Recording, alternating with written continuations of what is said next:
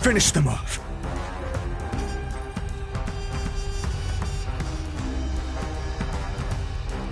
For tomorrow! I've heard the call. Serenity is before me. The future will come!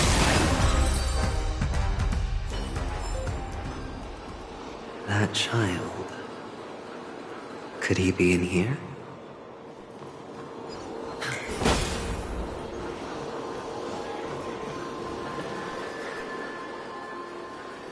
Is this...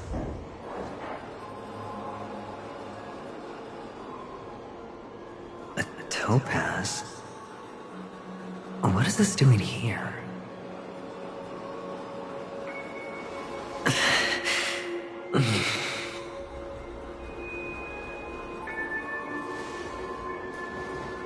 What does her cornerstone wrench out of your heart, son? I was merely curious at why it was here.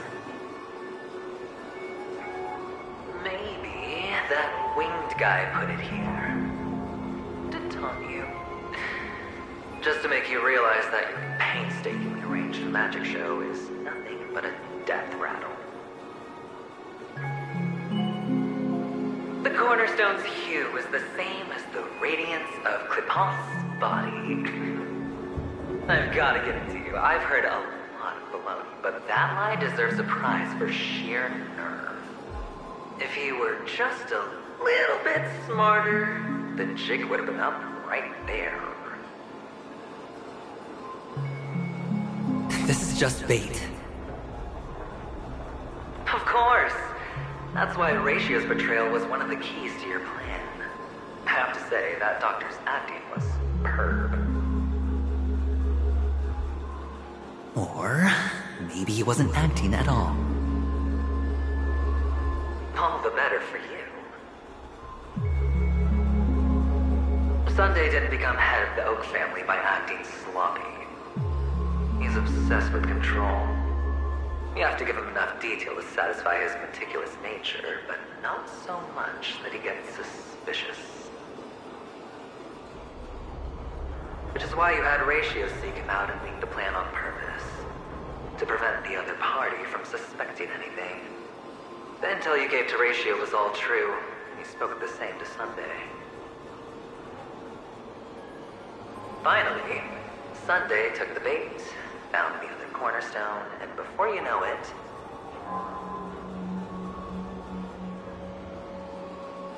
everyone's distracted enough for you to steal the third stone right out from under them.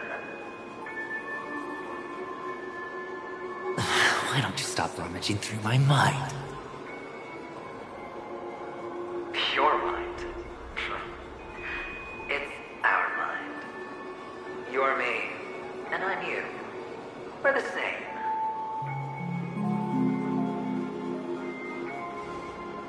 The best way to prevent others from seeing your true colors is to first be able to fool yourself. Really? You can't even fool yourself. You just got lucky this time.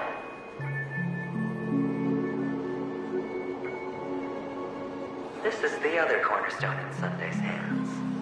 Rather beautiful green. Just like you. Smooth. Cunning.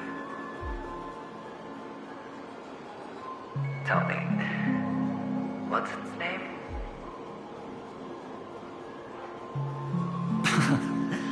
Why are you even asking me? Must I do all the work? Aventurine is the stone of luck and trickery. That's what she said when you received the stone, wasn't it? This type of stone isn't rare, but its hue is very similar to a certain gem. In fact, it's often used as a substitute. And that more precious gem is...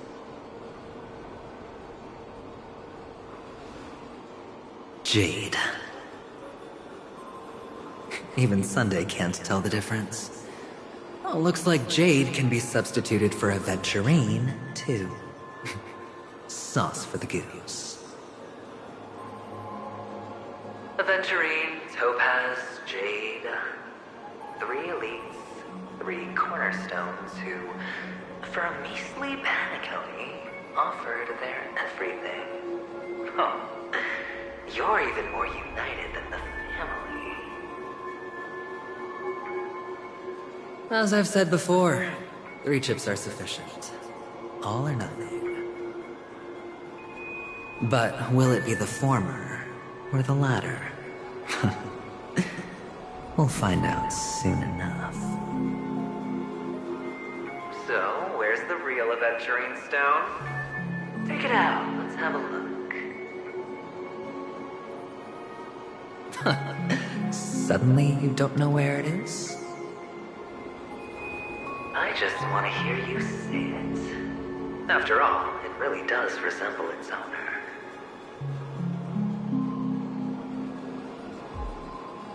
As you wish, then. They never went anywhere. They're right where they belong. Piled up with these cheap baubles. You smashed the Aventurine Stone before you left? Oh, just look at it. Shattered. Just like your life. Poor thing. A humble pebble coated in the most lustrous sheen. I take it back. This thing is far more precious than your life. You're absolutely clear about the consequences of doing this. Blasphemy against Clipoth's body. You think the IPC will let you get off scot-free?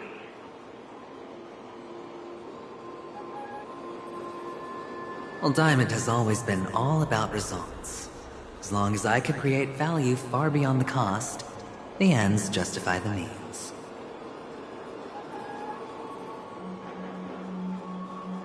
How else would the family be fooled if there was no price to pay? It doesn't matter. Even smashed to smithereens, the preservation's cornerstone can still be used. Its effect may be greatly diminished, but it's enough for me. Now I'm really curious. Why does every step you take involve reckless risks, and the choices you prepare for yourself always come with a strong impulse for self-destruction? Do you truly believe that the greater the risk, the greater the rewards? I wouldn't have guessed you'd be so loyal to the IPC. There is so much you don't see. Which is also why you'll never see how I'll win it all. That is, if you can do what it takes. We'll just have to wait and see then. The cornerstone is gone. Another illusion of the harmony. Huh?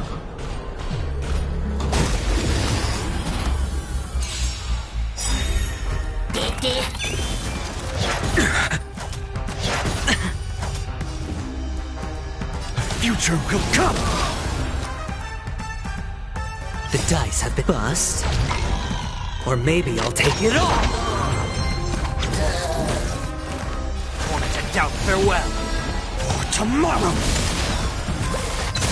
Let's settle this. Hedge your bets.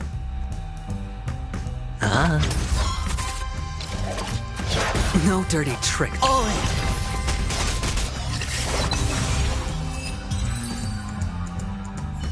The cornerstone is gone. Another illusion of the harmony. A reward with no risk. Huh? I'll take it.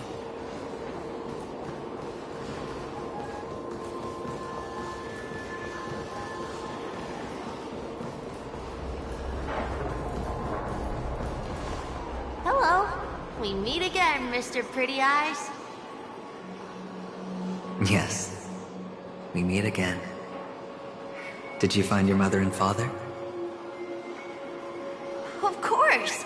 Big Sis is there too. The 4 of us were just playing hide and seek. I'm so happy. On our way here, Papa even brought me to see a blimp. I think you mean Phil. Yes, that's it.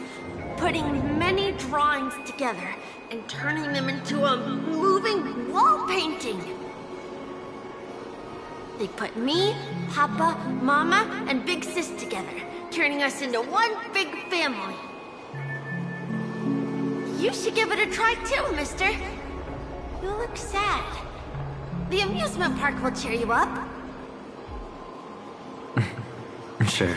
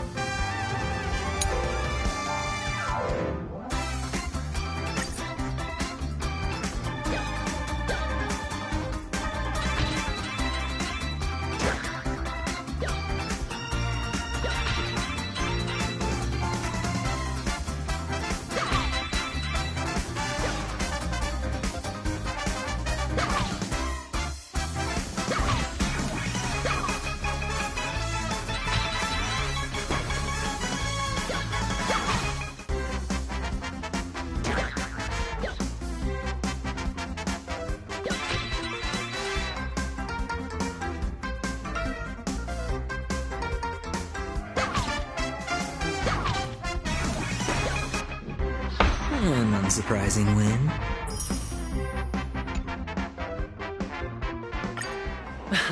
How's that? Not a bad boring.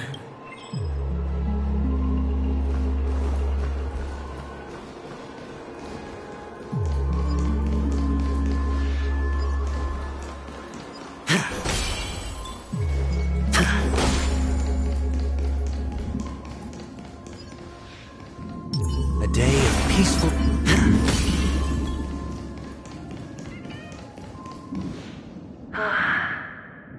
Why aren't you talking? You've piqued my interest. I'll admit that there are still aspects of you that I don't completely understand. Well, you sound sincere, this time at least. Well, sincerity is one of my traits that everybody likes. And I have precious few of those. Moving on. See that maze over there? I'll know everything about you before you reach the exit.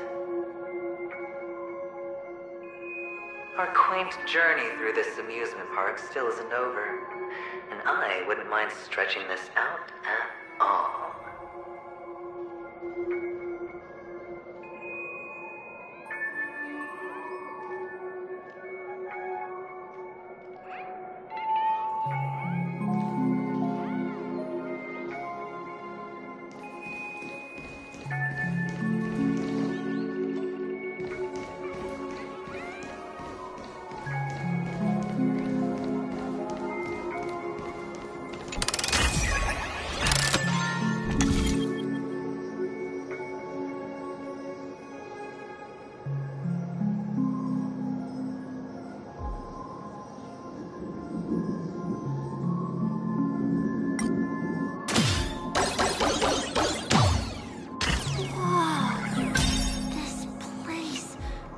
So tall! Even taller than the tallest rocks in the desert! And there are so many flowers here! Fix this! This one's for you!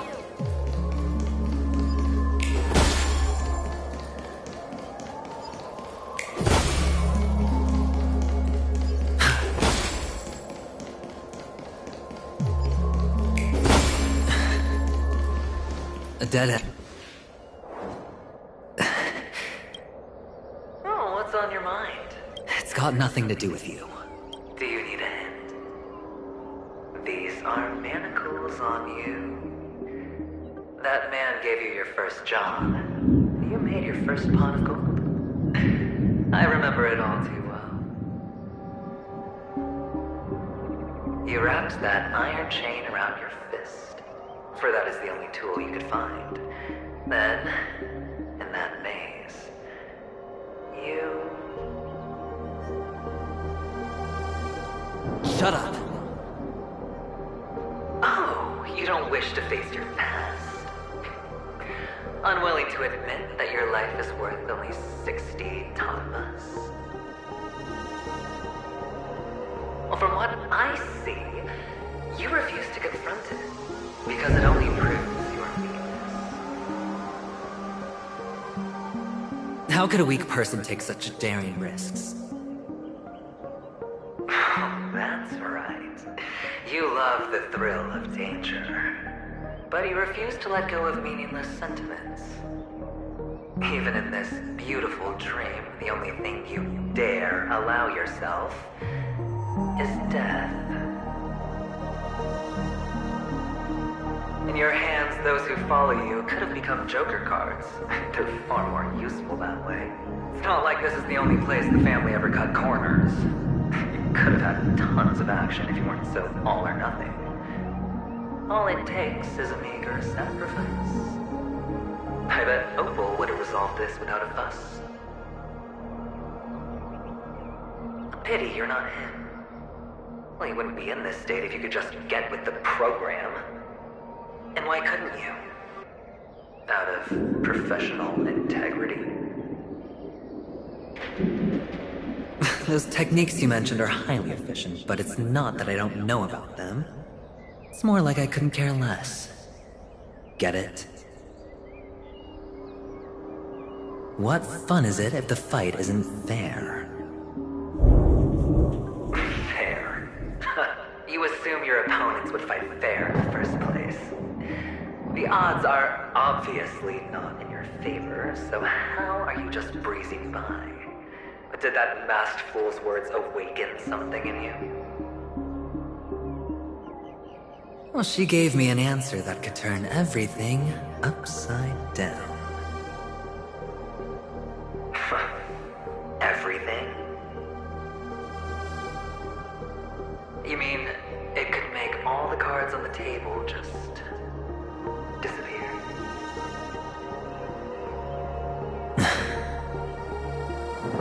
That's cheating. If these leaves could be brought back, would they bloom into new flowers?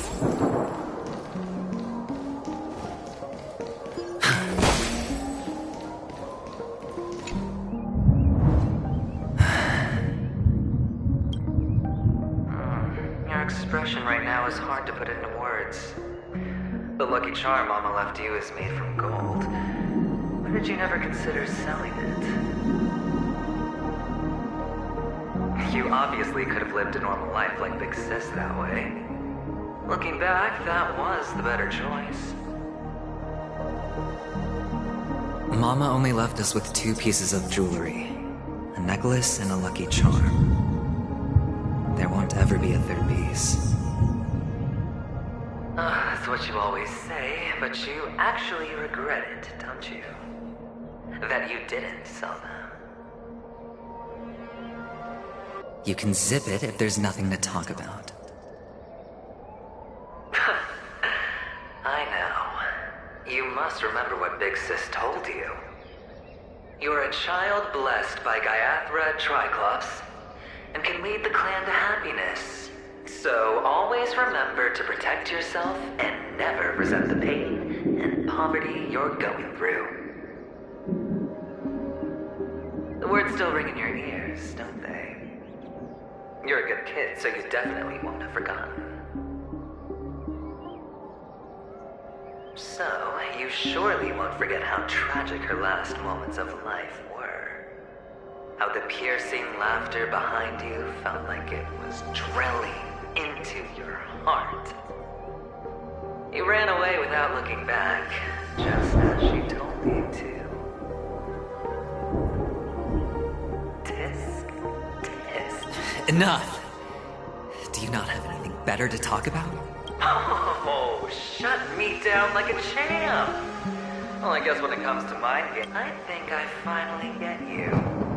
In the end, I'll ruin this beautiful dream and create the grandest death. Well, you stuck to that start to finish. Think about it.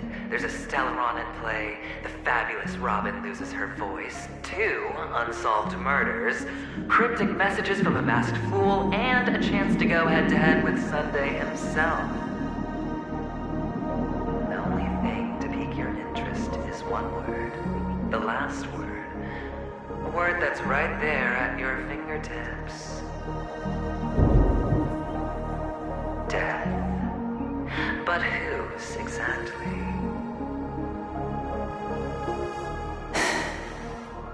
We'll know when the dice falls. All right then. Reserve a seat for me in the audience. I'm curious to see just how capable you are. Still, you never answered my question. If you could start over, would you still want to be the child who received Gayathra's blessing?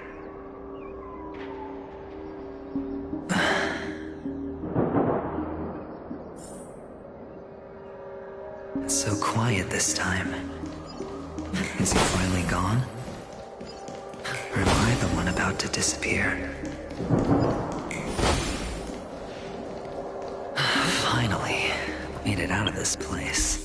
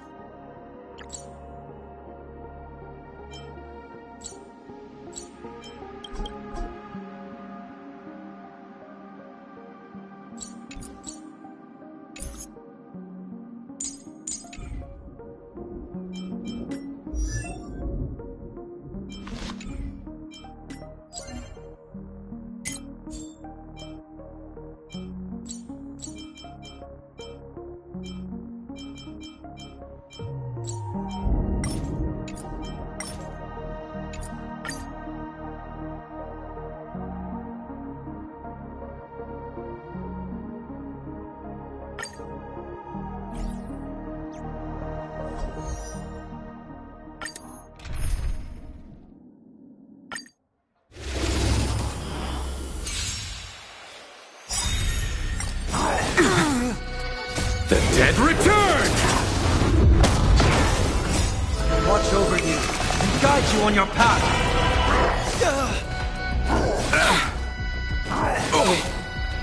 Tomorrow, Converge and awaken! Torment and doubt, farewell. future will come!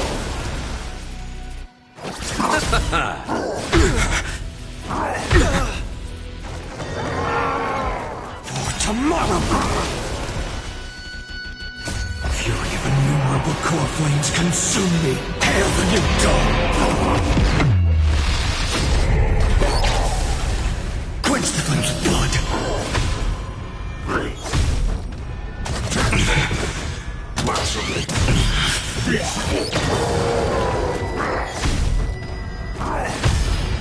Granted with strife! Sun tear the sky! Quench the flames of blood!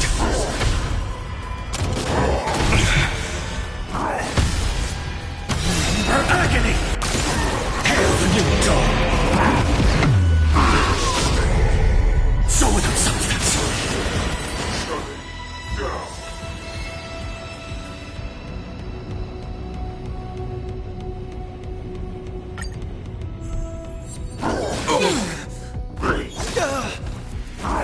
Trial is fitting.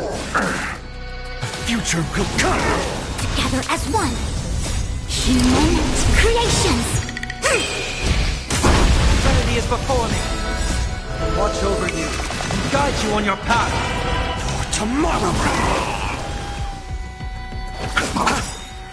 The dead return! Bad luck! Receive divinity. Repay. yin and yang. Future will come! Torment and doubt, farewell! For tomorrow! Fury of innumerable core flames consume me! Sun tear the sky!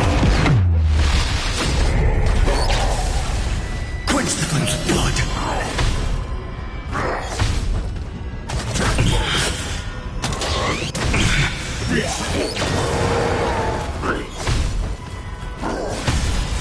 Granted with strife! Hail the new dawn! Quench the flames of blood!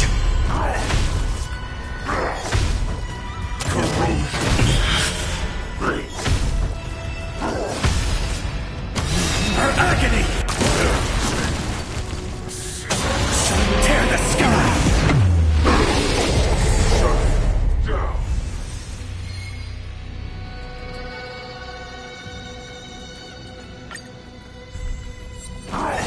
Trial is fitting. Trial is fitting. Future will come! Converge and awaken. Serenity is before me.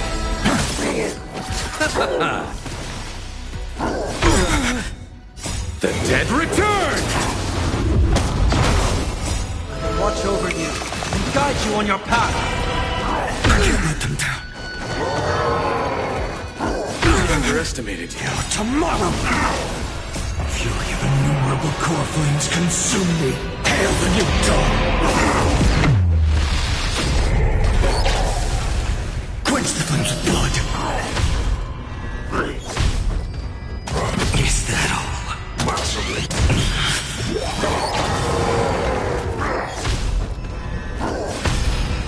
Granted with strife! Sun tear the sky! Quench the flames of blood! Is that all?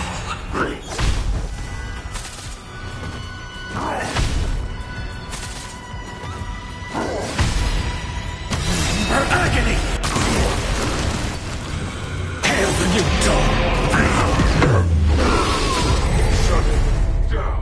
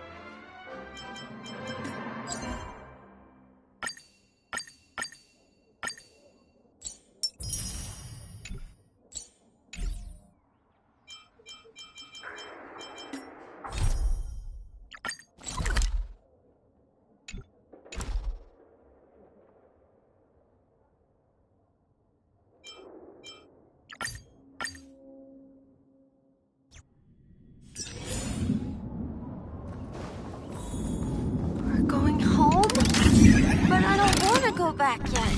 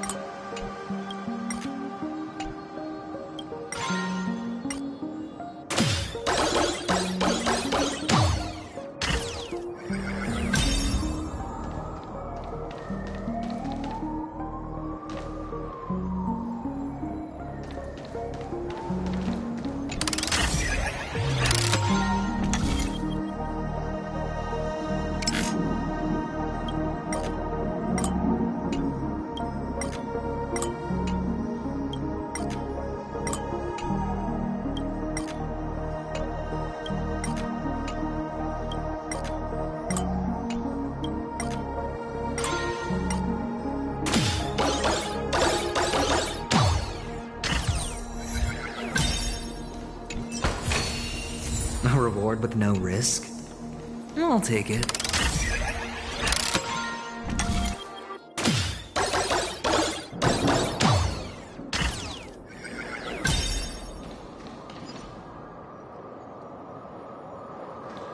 It's so fun here. I want to stay here forever.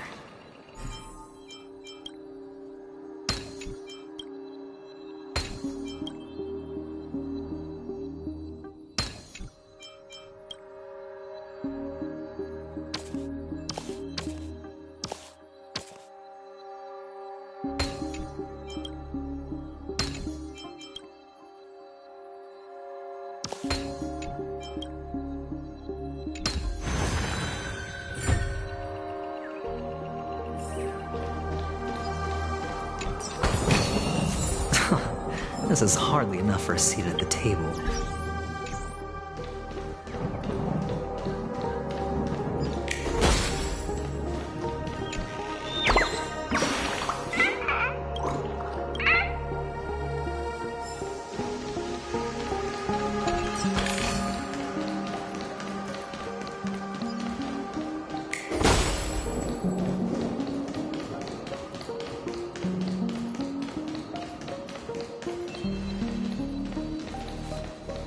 Brother Hanu, where are you going?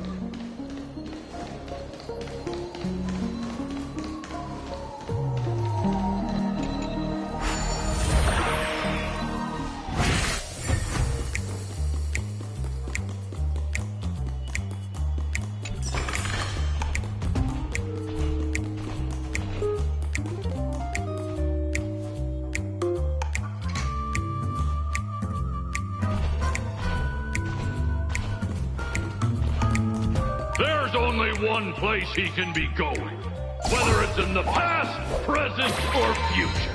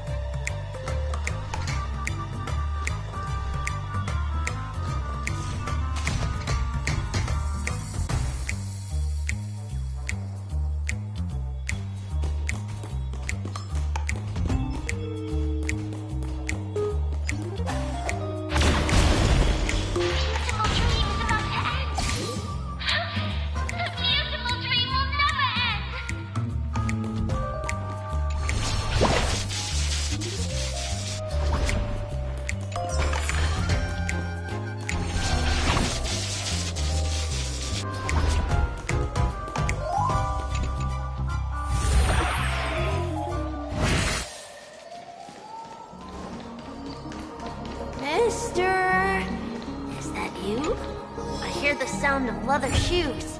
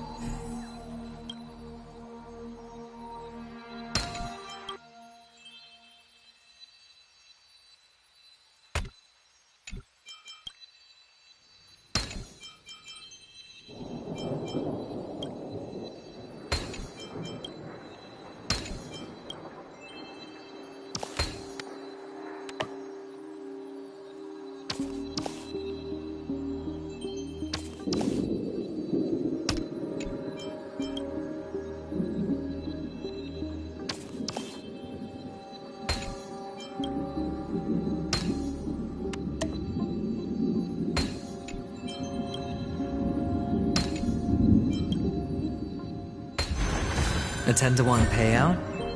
Music to my ears. Fortune follows luck, just like it always does.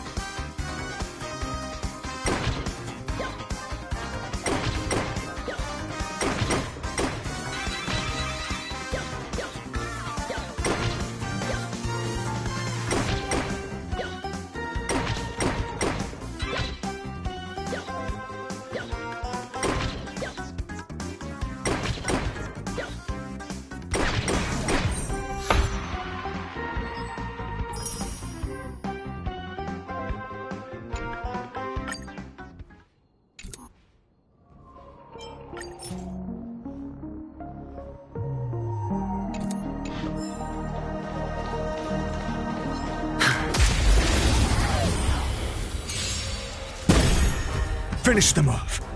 The future will come. Serenity is before me. For tomorrow.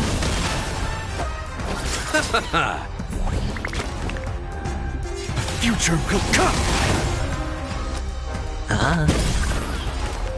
Torment and doubt, farewell. For tomorrow.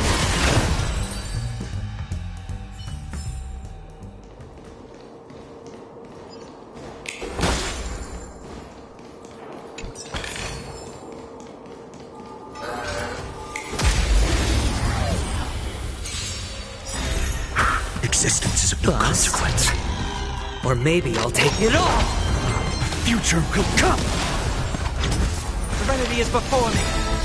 I will watch over you and guide you on your path. For tomorrow!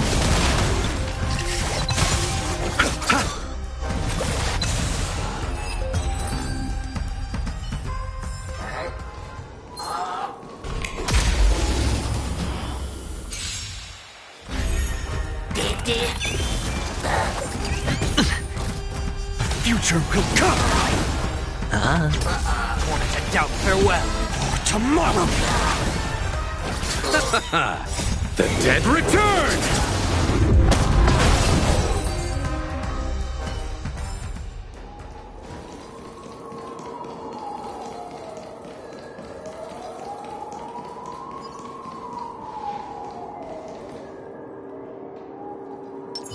A day of peace.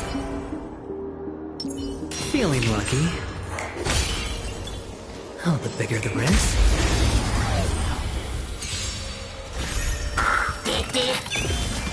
Future will come! Serenity is before me. For tomorrow!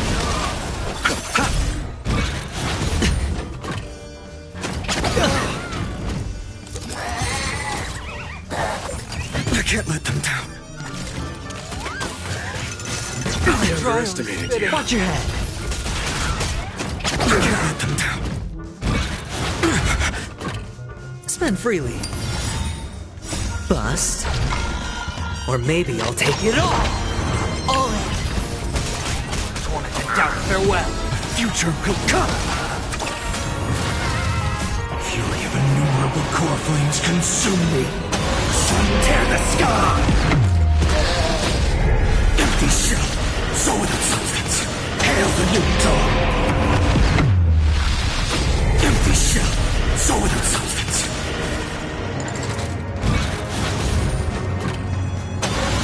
Tear the sky!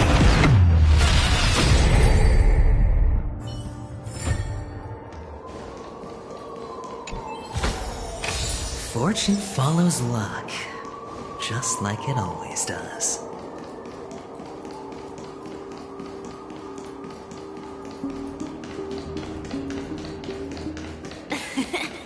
Ah, it really is you.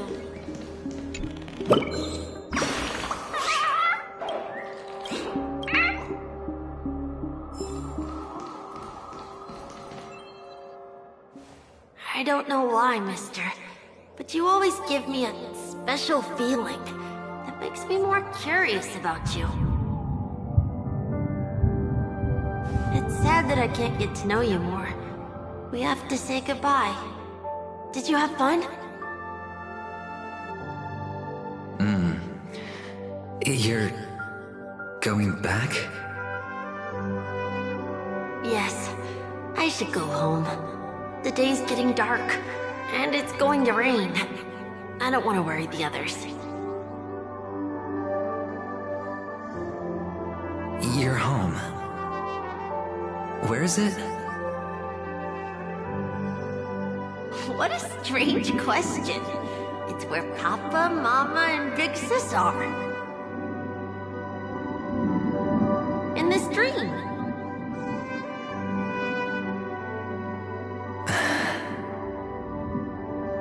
This amusement park. This beautiful dream. They really are peaceful. Everyone loves it. But, mister, why don't you like it? Because they're not here. Where are they then?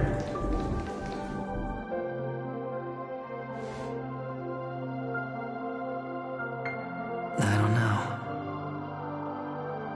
You do know. But there's no point pressing the issue.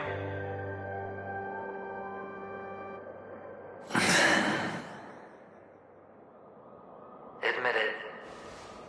You're tired.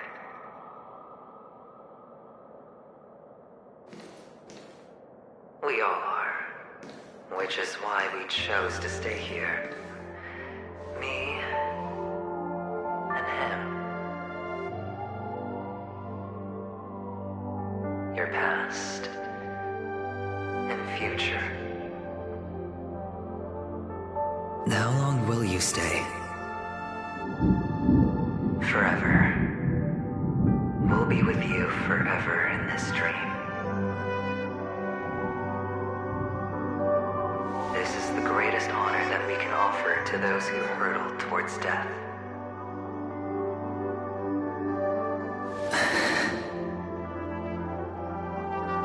The road less traveled is less traveled for a reason.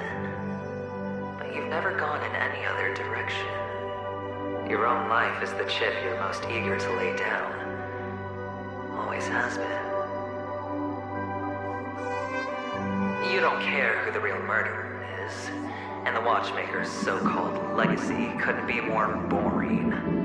What you want, what you need, is to be the smooth operator, the solid gold deal maker who doesn't waste a drop of sweat, even when he's up to his neck in danger, deep inside family territory. You want to be polished up, cuffed with red-hot chains, and spotlit center stage.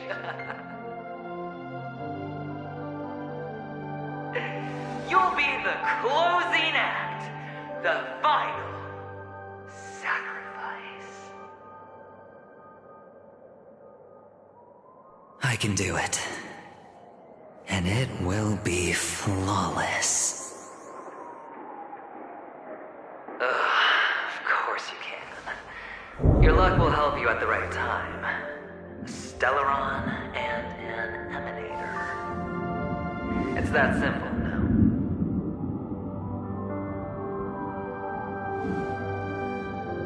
That way, the IBC will earn a place at the table.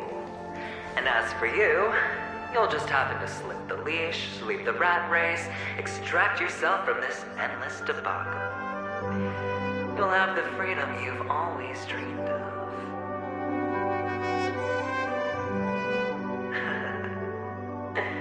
This isn't the first time. You've been an escape artist from day one. This fiasco started with a death, and its curtains will fall on another death. Oh, so that's why Diamond chose you. He's just after Panacone. No matter the means, no matter the price. It's not personal.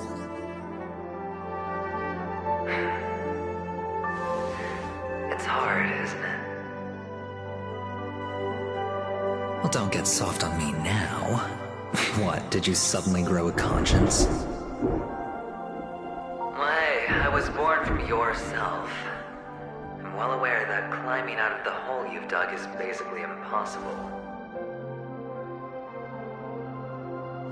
I can't stop you from doing what you want. We can't change where you want to go. Well, what's done can't be undone. All we can do is play the cards we're dealt and rake in as much time as possible. Yes. Alas, people won't make all the right choices in their lifetime. Though luck always seems like it's on your side. You will keep winning, having never lost before, but why you? Why must it be you? If all your luck is built on the pain of someone you love, on the loss of dozens more, if these windfalls, these jackpots, aren't a gift from Gayandra, if all they are is a long string of meaningless deaths, then what did we do to deserve living in a world like that?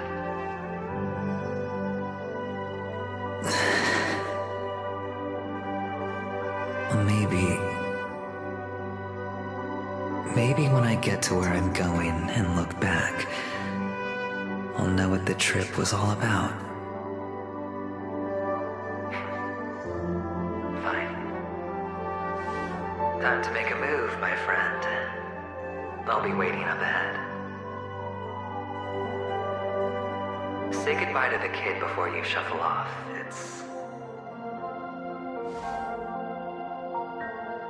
It's best to die without regrets.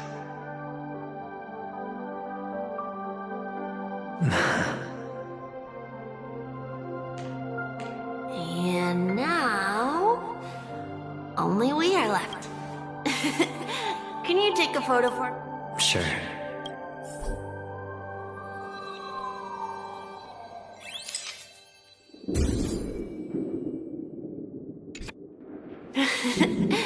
How nice. Look at the lens when you're taking a photo the next time. Your expression will look more... Sure, I will. I can't leave yet. I still have a show to do. Oh, you're about... Let's go then. Sure. So you're an actor. No wonder your clothes are so stylish. I'm actually a... I'll take it. Merchant.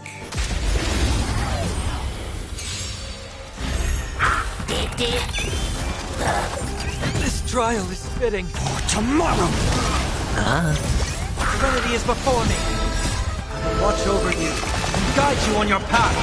The future will come!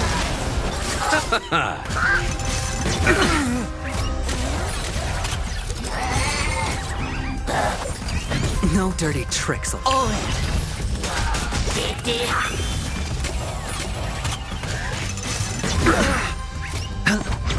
For tomorrow! Fury of innumerable core flames consume me! Sun tear the sky! Quench the flames of blood!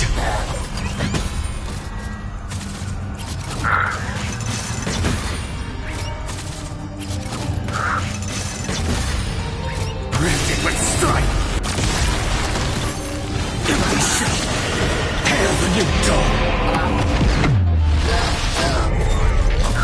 Quench the flames of blood!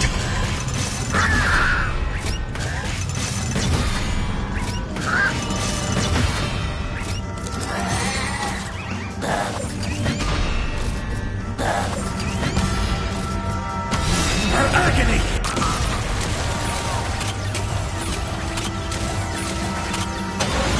Tear the sky! Quench the flames of blood!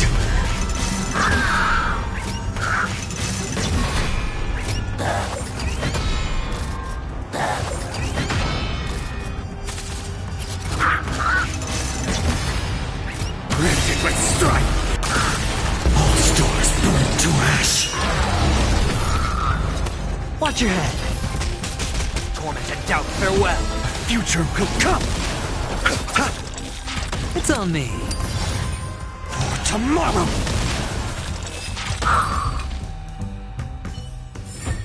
So you're an actor. No wonder your clothes are so stylish. I'm actually a merchant. But I do have a show to do. Are you the same as those men in black in the sky? But you're not wearing black. Only ordinary employees have to wear that. My position is much higher than theirs. What?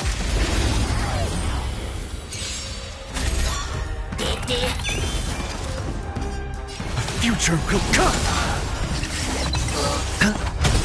Serenity is before me! For tomorrow!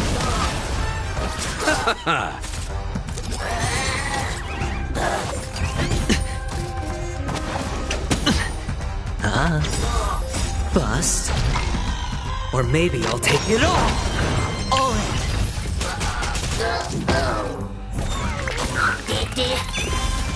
Future will come! Spend freely. Torment and doubt, farewell! For tomorrow! Bust. Or maybe I'll take it all! Watch your head! Fury of innumerable core flames consume me! Tear the sky!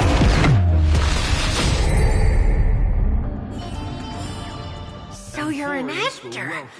No wonder your clothes are so stylish. I'm actually a merchant. But I do have a show to do. Are you...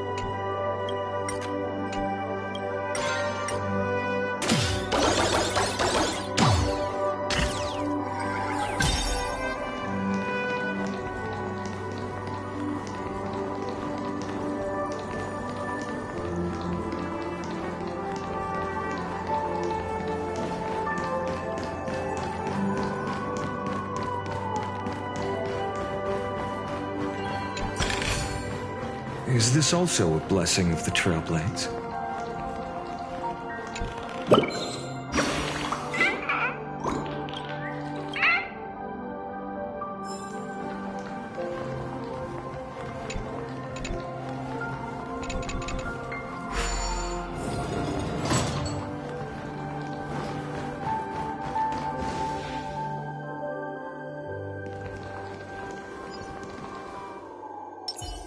A day of peace. Let's wait and see. Feeling lucky.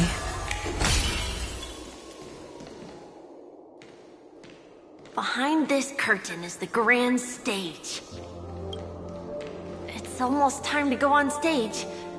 Are you ready? Good luck with your show. Thank you.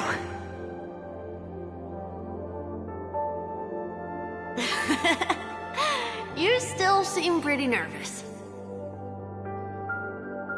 Let's put our palms together. If you receive Gaiathra's blessing, you'll feel more relaxed. Putting our palms together is a simple ritual. By putting our palms together and reciting the prayer to Mama Funga, she will bless us.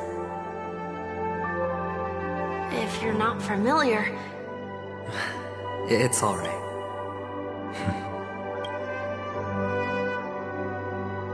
This is where we go our own way, Kakavasha. Why? The catechins have already taken all our money, food, and they killed our parents! Catechins are bloodthirsty, cruel, and insatiably greedy.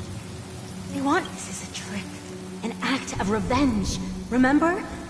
Today is the day of the Kakava, and also your birthday. They know the Avgin will surely hold a festival today. With the aid of this rain, they will come to destroy our wagon. Little do the catechins know. This time, we will fight back. The men in black that descend from the skies are on our side. The catechins stand no chance against them. Without this rain, the catechins would never take action, and we would not have the chance to turn the tide. This is a gift from Gaiathra. But people will die, and you will be in danger. The Avgin always return their blood debts. Gaiathra calls for me, while Papa and Mama are waiting for me. I must answer the call. As long as you are alive, the blood of the Avgin will never run dry. So run, Kakavasha. Do not be afraid, and do not look back. Go to the other side of the mountain. The rain will accompany you, and the rain will bless you. As for us, we will reunite in Kakava's next aurora. May the goddess Gaiathra close her eyes 3 times. Keep your blood eternally pulsing.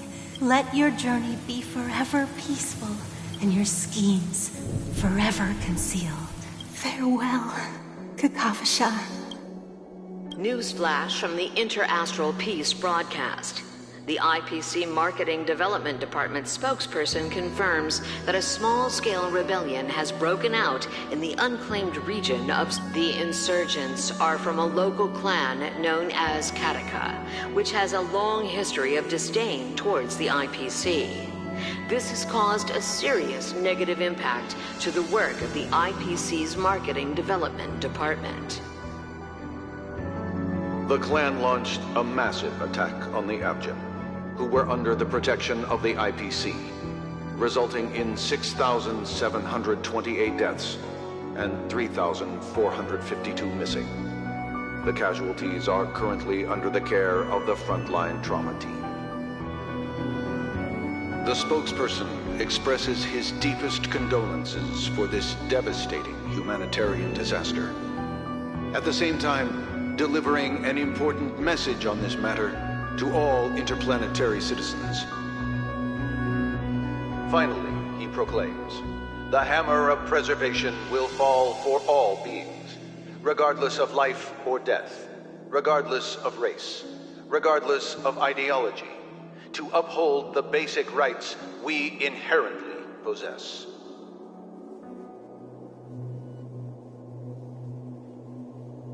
Kakavasha?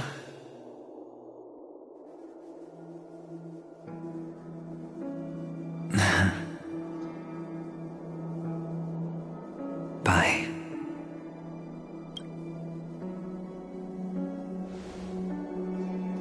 Okay. All the actors are in place. It's time for the show to begin. This act is dedicated to you. I hope it'll be an unforgettable memory for you.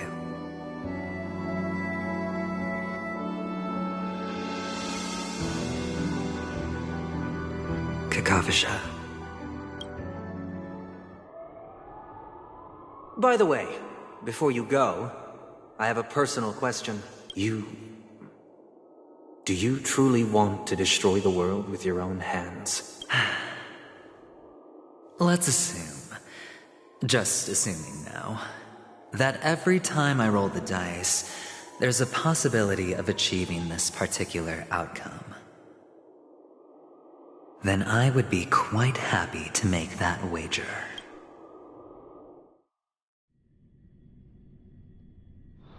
Is this Miss Acheron? Hello, I'm Himiko. Hello, I'm March 7th. I'm sure she needs no introduction, as you definitely know her.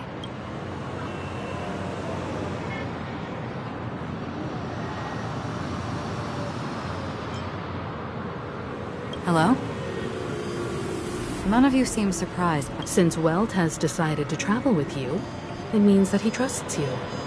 And we trust his I envy your Miss Acheron here doesn't present a danger, and she's of no threat to the Astral Express. Aventurine's prior accusation was based on nothing more than his, which is why, before we continue working together... You want to create a situation where all three... There must be some deeper meaning behind Aventurine's actions. I suspect he's been aware of Penacony's secret from the beginning, and in that sense, the Astral Express's role in his plans would be imperative. In the worst-case scenario, he may use us to do something unexpected. Assuming things do escalate to that stage, having an extra ally is a good insurance policy. Penacony has numerous factions, and the state of affairs is significantly more intricate than that of Belobog and the Xianzhou.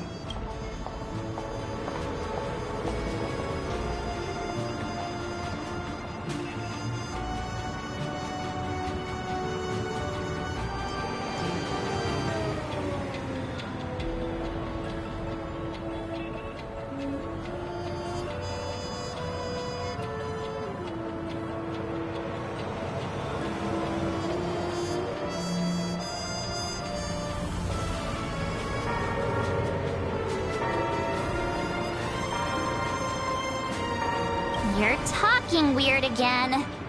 But it's a good vibe. No matter what, we can't ignore the safety of Penacony. To solve the mystery of the Watchmaker, it is crucial to get the IPC's intel. The path ahead is fraught with danger. Sounds like we've reached a consensus. Now, Miss Acheron? I will accompany you, of course. Let's move out then! But... No need to rush. If he truly has laid a trap, he will definitely use every means to lure us in. Ladies and gentlemen, the most wondrous, most magnificent show in Penacony's history is about to begin. The IPC cordially invites everyone to Look, should both the performers and spectators fail to arrive, won't all of... Let's get going, everyone.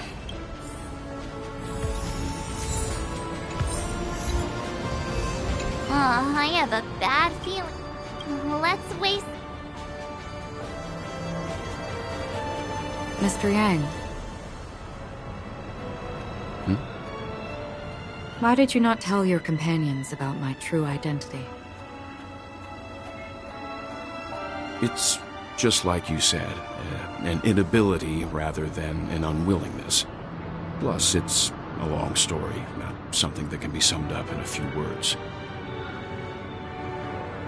But I chose to believe you, and my trust in you stems more from my own personal judgment. I also believe that if it were their choice to make, they would make the same one. Thank you. I'm grateful. To reciprocate, in the upcoming confrontation, if the odds aren't in the Astral Express's favor, I will stand with you, if my meager strength is required.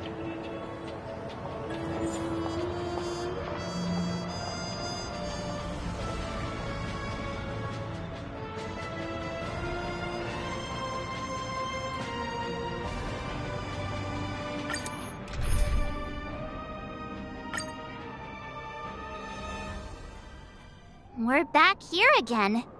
Aventurine actually chose a really conspicuous location. That guy's really taking it to a whole new level. Does he really think he's a superstar or something? Not a soul in sight. The hounds drove out the visitors, and now their whereabouts are unknown too. Everyone, pay attention. The other party has obviously come prepared.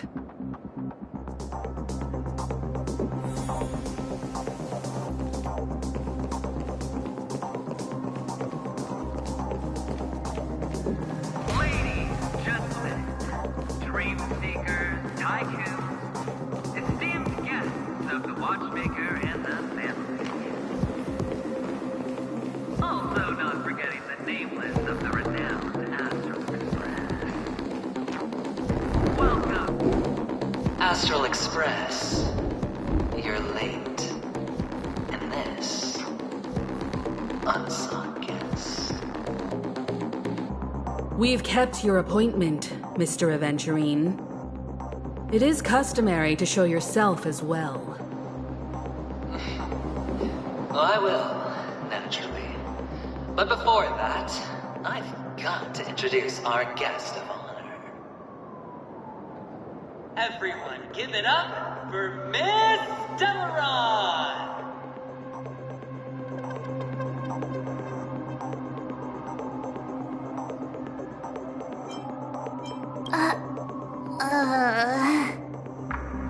Let me remind you that in all likelihood, this stage and her identity have nothing to do with the wanted murderer. Oh, no, they do. Of course they do. Otherwise, why would I work so hard to gain your trust and then invite you all here? Because she's the only one who saw all 3 homicides. She is the key to proving that the family's death does not exist in Drain's promise is nothing but a sham! 3 homicides? That's right, madam. The 3rd one is about to happen right now, right here, in Clock Studios theme park. A truly grand death. You, and you. All of you are going to die. And it's all because of you, Miss Stellaron. You will become the personification of death.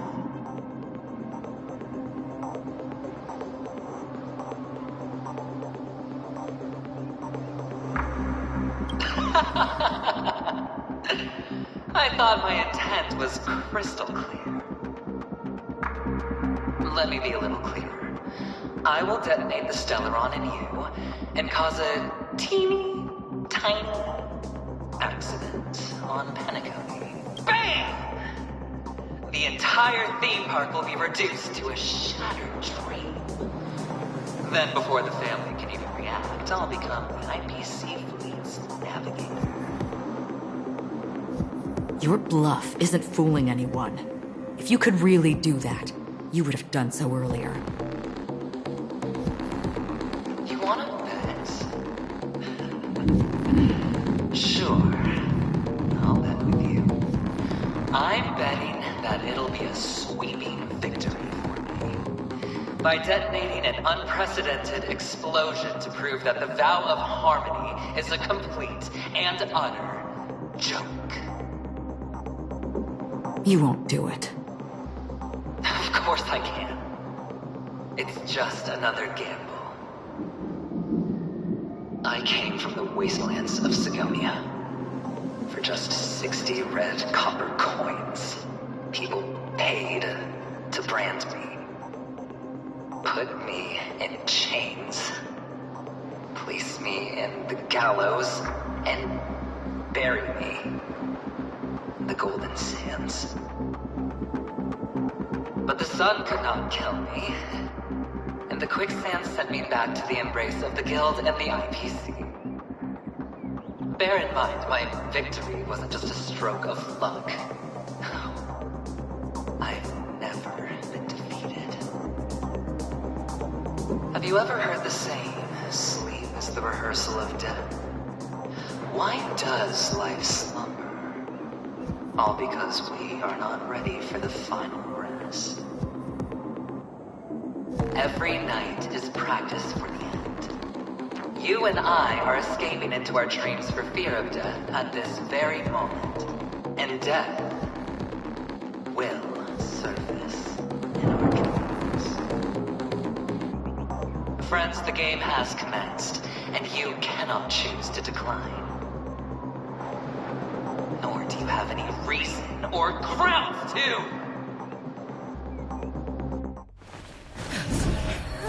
The dice are cast. Ladies and gentlemen, ready to unveil your cards. The architect's flawed stone.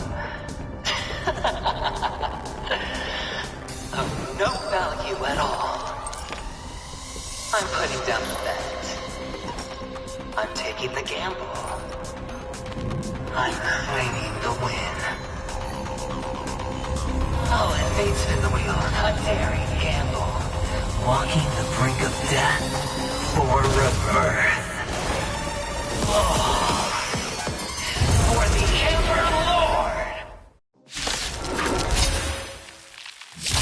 All right. Let's see who has the last laugh. Let the game begin! Prepare for some hard luck. I can't let them down. The Omniscia sees through you. I've heard the call. Torment and doubt. I bid you farewell. I exist for the next tomorrow! Pity you chose the wrong. Nothing major. Take everything I got. There's no other choice but to move forward. The new world will arrive!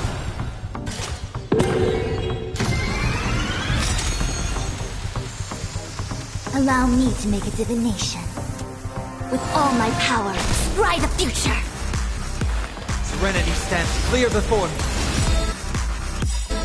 In this mortal, I will walk with you, watch over you, and guide you on your path. The fury of core flames consume me. I will this once. Tear open the sky! Sword of sunlight. Empty shell.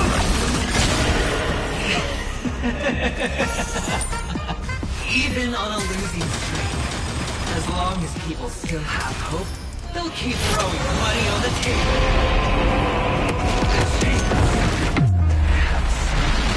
The potential is what you hang on to. That's what everybody's like that, down to the last player. So why can't I be happy too? Why can't I feel that free?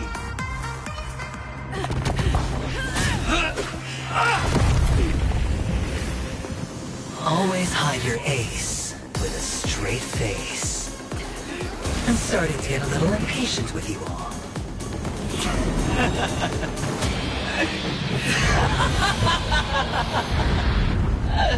Friends, to fully relish this, I'm betting every last shit. Only by casting aside reason does one truly gamble.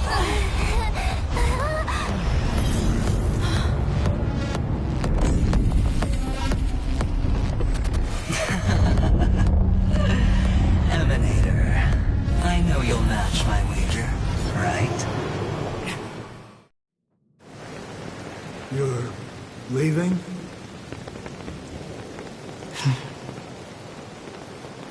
Perhaps. I might pass through the place you mentioned. Penacony.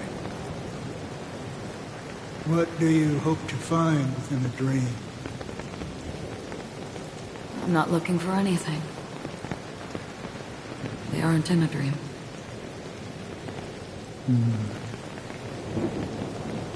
I'm afraid the family will not open the doors for you.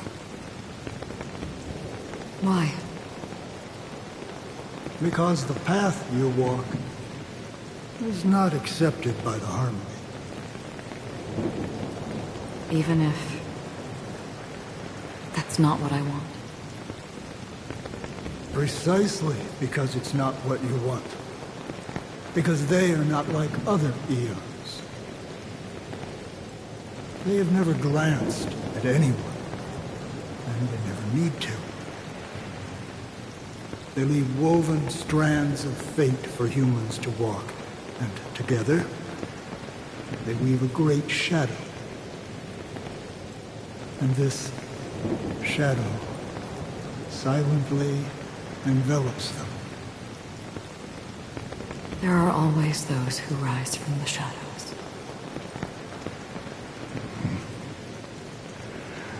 They mostly become a part of the shadow.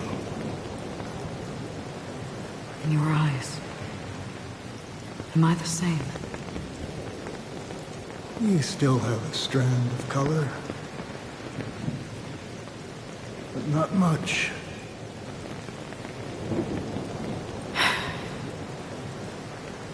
That is enough. Before they vanish completely, I will reach the Nihility's end.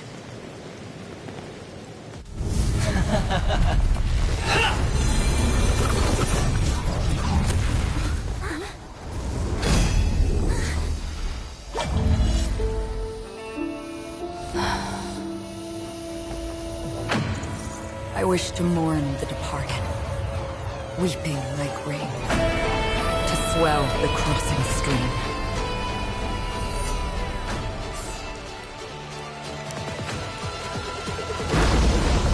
As the tide arrives, leading you back home.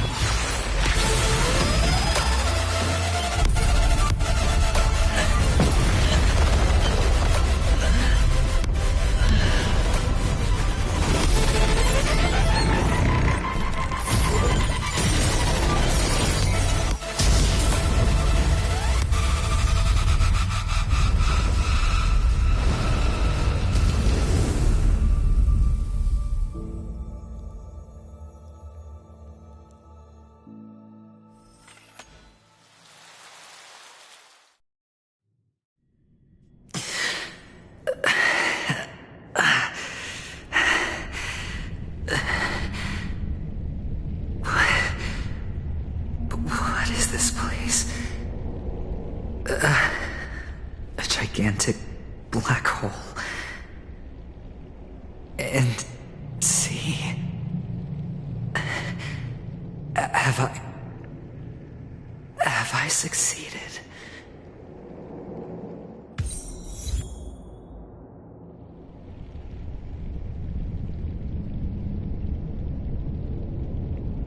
Welcome to this sad world, Kakavasha. Your good luck is the most precious wealth we, all Avgin, have. If you come out alive after 2 days, it proves that you're the real deal. Wealth, status, power. The IPC will give you whatever you want. As for us, we will reunite in Kakava's next Aurora. It's a pity this is not the place you were expecting.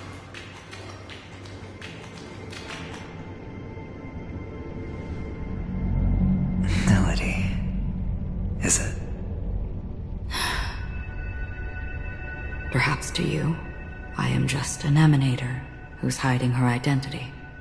But the sleeping and shapeless never glance at anyone.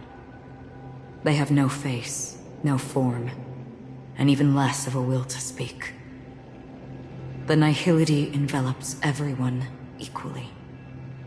Only some who have gone under their shadow can go farther, tainting themselves with more nihility. That's all. That's all. My friend, you really leave me at a loss for words. So, is this my final destination? The land of the dead? This is all but a fleeting dream. One of the thousands of manifestations of IX. Under the watchful eye of nihility, we momentarily linger here before moving on to our own paths. It seems that my death has already been determined. Even if you wish for it, I can't promise you anything. Now that you've accomplished your goal, I think you can be a little more forthcoming. What do you mean? Your performance at the theme park was wonderful and grandiose. A simple yet practical technique that fooled almost everyone. No one would have ever thought that you would have gone to such lengths, even staking your life just to prove a fact that had seemingly been disproved long ago. Real death does not exist in Penacony's dreamscape. Why would I do this? Because this is the only way you can uncover a secret that is even more unspeakable than the serial murders. To use this dream death to get there. To that promised land people constantly seek in this grand gathering. Penacony.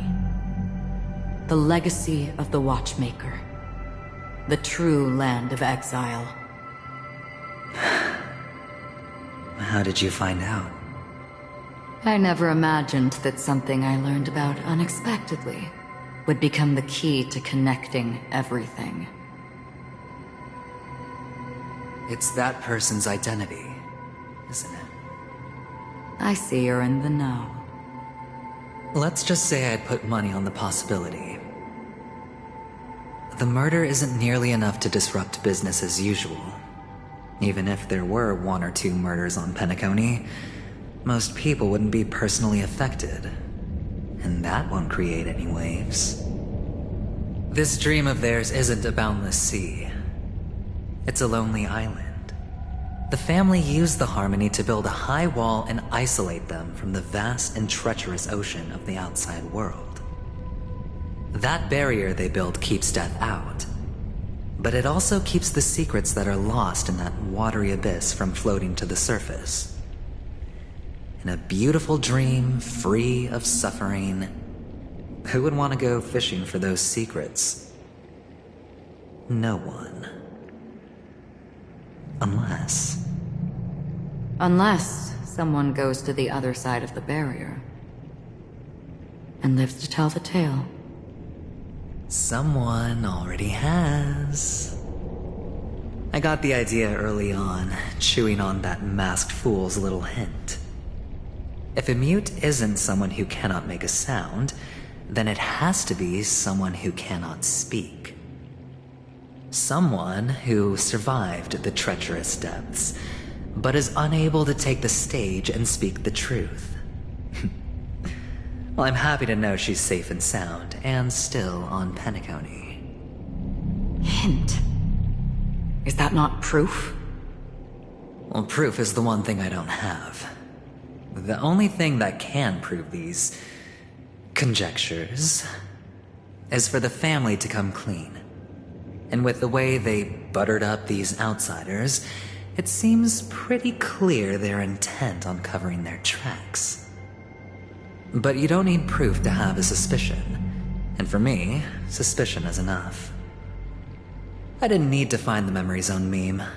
I just needed for someone to kill me like it killed that silver-haired girl.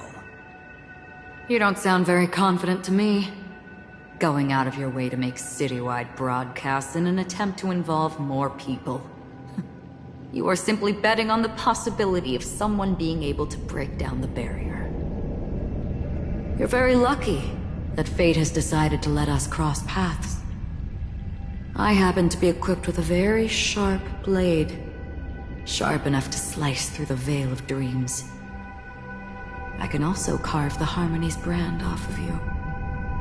You possess great cunning, deliberately setting us up to be on opposing sides, constantly repeating the words of the Emanator in front of others, leaving me no choice but to draw my blade against you. And that's how you win. Opportunity and strategy. And in your plans, the IPC always wins. Even if you lose the bet. To the family, the life of an ambassador is still in... Well, it's a huge gamble, isn't it? But allow me to point out a mistake. The IPC's success is not guaranteed. I, unfortunately, have no contingencies for such an impulse. Detonating a Stellaron. I can't do it. The Aventurine Stone is too broken to even safeguard my escape from the stage. If, at the end of the day, you did not unsheath your blade, I would have lost the bet. It is pointless to discuss what-ifs. You have won. Your prize is an entry ticket into that deep sea. And after this, whether you can return from the abyss is another gamble of yours. Have you never wavered? Wavered? Of course I have. But I can only bank on my own good fortune. Because other than that, I have nothing. Wake up from this dream and go to where you should be. Your gamble is not over yet.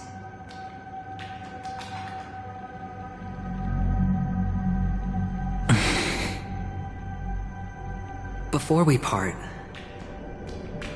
can you answer one more question? As someone who has traveled on that road, why are we born into this world? If it's just to die. I don't think this, and never have. Nor do you. But the nihility envelops you and I. And because of that, it's pointless.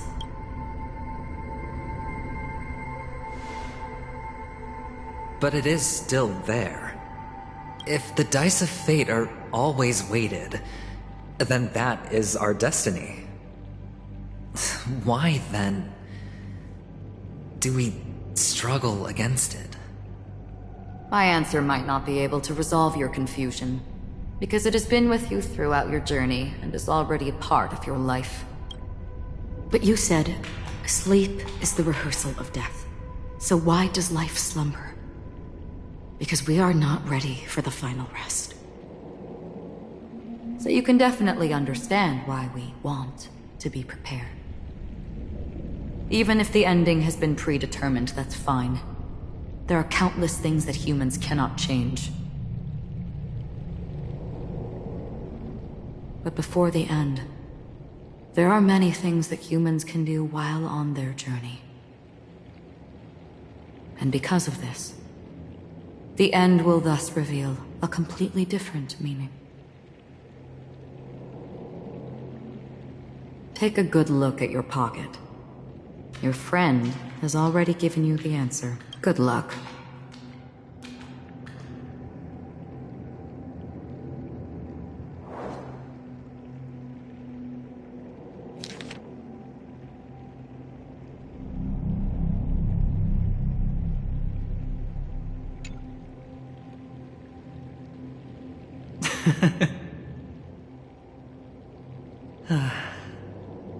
Then I shall get going.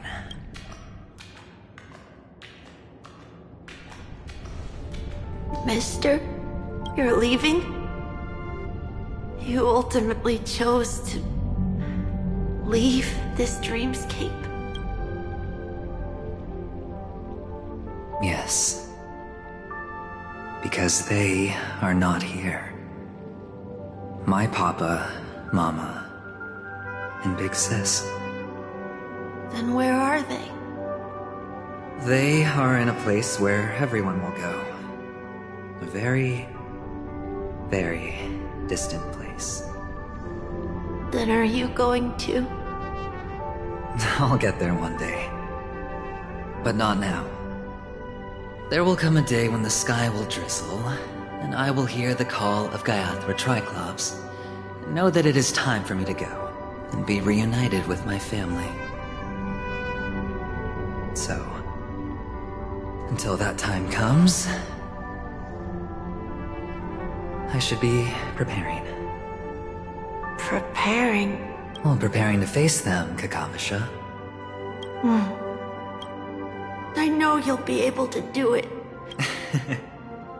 Well, of course. For I am a child who received the blessing of Gaiathra Triclops.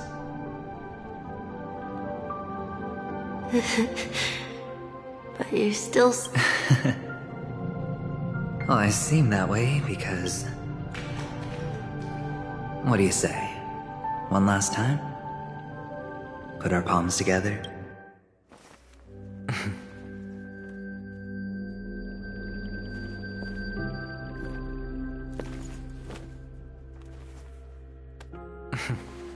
Are you going now? Yes.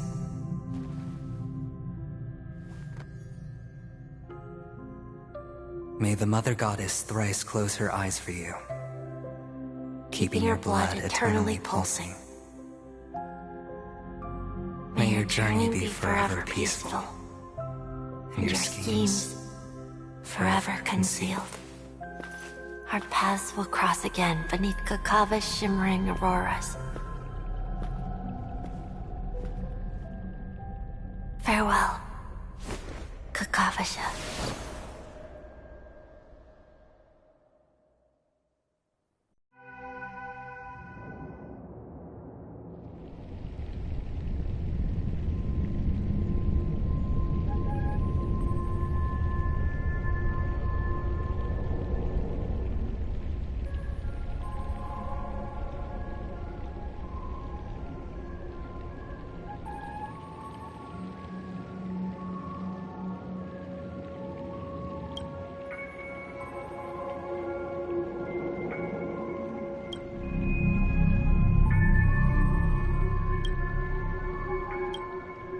The light of the Aventurine Stone has this only represent... He kept his promise and got what he wanted. As planned, your cornerstone has been successfully... Let's fulfill our duty and start harvesting. I come for an audience. I come to fill wine. I bestow poison in the guise of sweet dew. Come the toil of spring and yield a fall. I patiently wait for the branches to be heavy with withered fruits. All for the Amber Lord.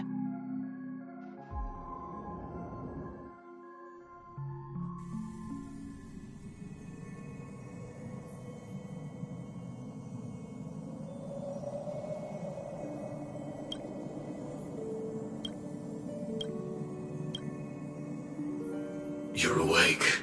I've been waiting on you for quite a while. You've met me before.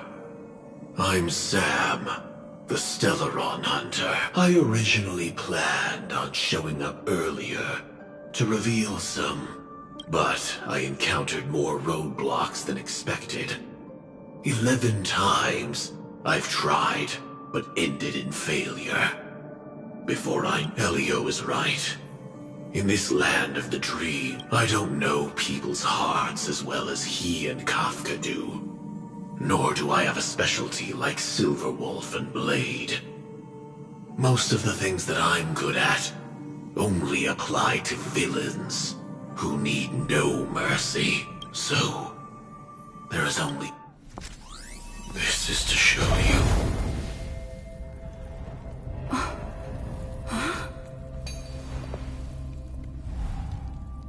All that I am.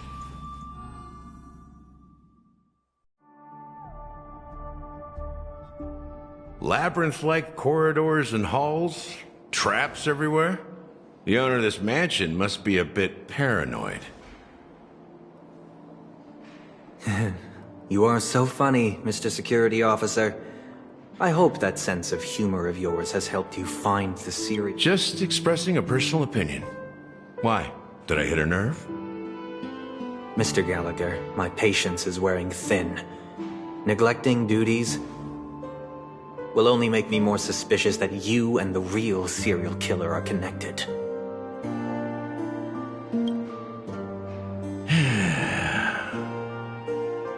Scoundrel, punk, drunk, hooligan. I have heard this trash talk all too often. But I have never once thought that I'd be treated as an accomplice to a murder. I take back what I said. Your problem isn't paranoia. You're just crazy, you know? Lunatic.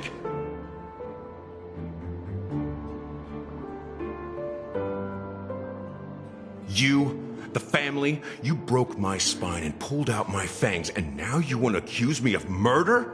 Ridiculous. Only idiots who've drunk too much Soul Glad will berate a stray dog in the streets. What exactly is making you say all this nonsense? You should be more concerned about the Outworld visitors who are making a scene in the theme park than me. I don't need you to remind me. The moment that ambassador walked out the doors of the mansion, I knew what he was trying to do. My servants see everything. His little magic tricks may have fooled me, but no matter. I'm happy to see how things have turned out. Why do you think that I just let him go? And why do you think I emptied the theme park stage? Because my target from the beginning has always been you, Hound. The more noise he makes, the more opportunities I have to make you and your true master pay in blood. If I were really the murderer, why would you need to be so secretive? Ha! I forgot. You also have a difficult master to serve, telling you to ignore the murder case and focus solely on that Charmony festival. Isn't that right, my brother? Looks like your disguise has helped you successfully understand every facet of the family. Disguise? You must be blind to be accusing me of being a fake. Open your eyes, take a good look. Indeed, every part of you is real. The brown hair, soft and curly like Benny's. The orange eyes, which make me miss the gaze of Sir Whitaker. That odd scar, the mark of Wolsey. And the gray vest, tie, hound emblem, bottle, the bartending, and your role as a security officer.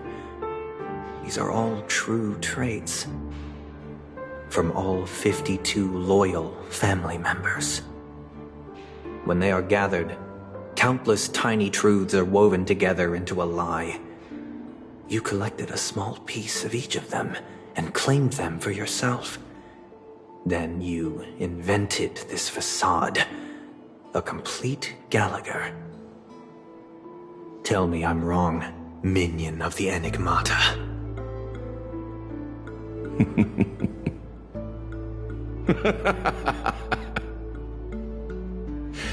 You have guts, I'll give you that. Not bad. I severely underestimated you. Admirable. But so what? Can this prove that I murdered your sister and that stowaway?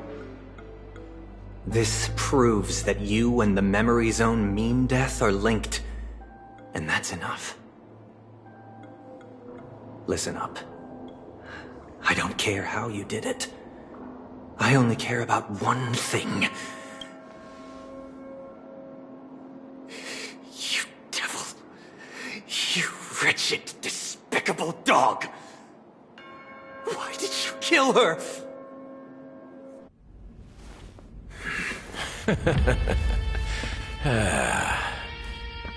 You know, in the thick of things, people are blind to the grit in their eyes. Yet they can always feel it scratch. Want the answer? I'll give it to you. The whole thing is just fate playing a cruel joke on us.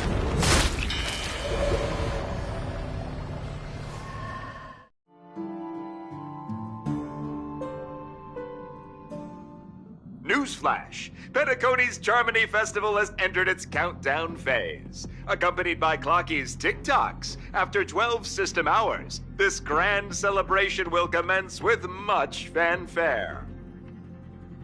I already told you! We can talk things out! I'm sorry, Fluffy. I really have something urgent to attend to, so I had no choice but to resort to asking this favor of you all. Since you already know what you're doing, I'll also have to remind you of its risks. Hey, partner, what's with the hostility? I thought pulling this thing out was just a way of saying hello. For the last time, state your identity and purpose. My name's Boot Hill, and I'm a Galaxy Ranger. A Galaxy Ranger? You look like you seen a ghost. Did you think we all went extinct? Well, that's the price you pay for being off-grid for too long. The righteous heroes of the hunt would never hijack the Astral Express. I ain't hijacked anything. What, chatting with someone while holding the gun is considered a hijacking? It probably is. Pardon my frankness, but there are plenty of rumors in the cosmos regarding the Galaxy Ranger's current status, and none of them are pretty stories. I have a hard time believing you. Oh, this is hilarious. The tale that this bunch of fools spin is getting out of hand. There's even a bit about the Galaxy Rangers being turned into gibbons by Dr. Primitive, and they're in some valley screwing around on swings. Of course, I know you won't believe me, which is also why, similarly, I have a hard time believing that you're the real Nameless. See the bullets in this gun? 9mm, an eternal classic. I may need the Astral Express's help right now, but if you're an imposter just like that one, then this bullet might just end up in my head. I can't allow myself to be exposed to danger. That's just the way it goes, so you all have to first prove yourselves. Huh? Where are you going?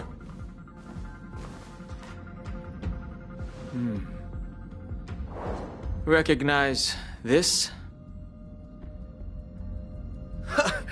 It's a model fudger. The Jade Abacus of Ally and Oath. The CN Joe really gave this to you guys? Model fudger? This is the Jade Abacus gifted to the Express by the Xianzhou Luofu's general, Jing Yuan. Its presence on board serves as the Xianzhou Alliance's official recognition of the Express. Is that enough? Not bad, kiddo. And across these sprawling stars, a gentle squeeze is all it takes to rustle up a whole legion of Cloud Knights. Now, I reckon that'd be one fudging sight to behold. Now it's your turn.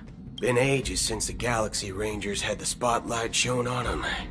And we ain't equipped with such fancy gadgets. But I've been around the block enough to know the way to handle these types of situations is easy as pie.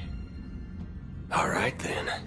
Feel free to toss any questions my way. Let's see if my answers can't turn your trust. If your gut tells you otherwise, still ain't too late to show me the door. And why would I play along? If I truly am a real Galaxy Ranger, you stand to lose nothing. Alright then. Tell me, what kind of organization are the Galaxy Rangers?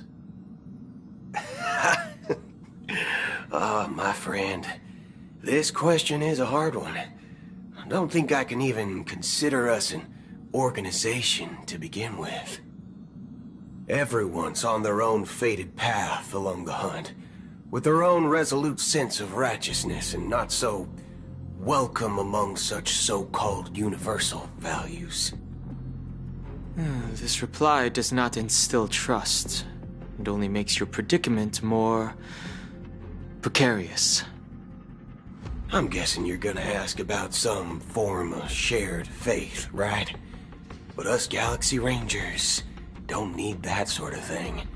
What brings us together is a shared bottom line. Never bully the weak. Never kill the innocent. These oaths aren't some lofty beliefs, but the fundamental bottom line that one must never cross as a person. As Galaxy Rangers, we strictly adhere to the bottom line. When someone crosses them, the hunt's vengeance will surely come knocking.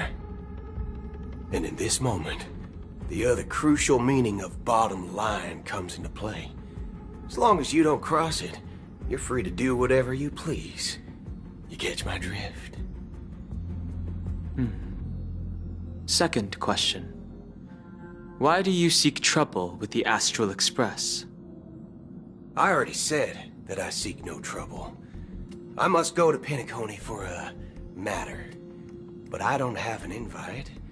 And I can't even enter the family's hotel doors. If only I could borrow the Nameless's identity. The entire cosmos knows you're guests of the family. Aren't the Galaxy Rangers also esteemed guests? Oh, you've hit the nail on the head. This is why I'm here. It's fine if I tell you. The Rangers are pursuing an imposter. A son of a nice lady posing as one of us. She's on Penacony right now. My informant is a memo keeper. She's the same as all mimetic organisms, appearing one moment and gone the next. She scares the fudge out of me. Still, she gave me some vital info. That Galaxy Ranger imposter. Who is it? Is that the third question? Is it a hard question? It isn't. Just that you might not believe me. That person calls herself Acheron. And according to our informant, she could be an emanator of nihility. That's impossible. That's what I said. Don't worry. When I first received the news, I had the exact same reaction as you. IX never gives anyone so much as a first glance, and that's perfectly normal. What reason would they have to bequeath strength unto mortals? Then you must know that emanators can also conceal their own identities, which, for many people, it's better that way. Otherwise, there'd be wanton bloodshed across the cosmos, or even, perhaps, turning their back on the path they're supposed to follow.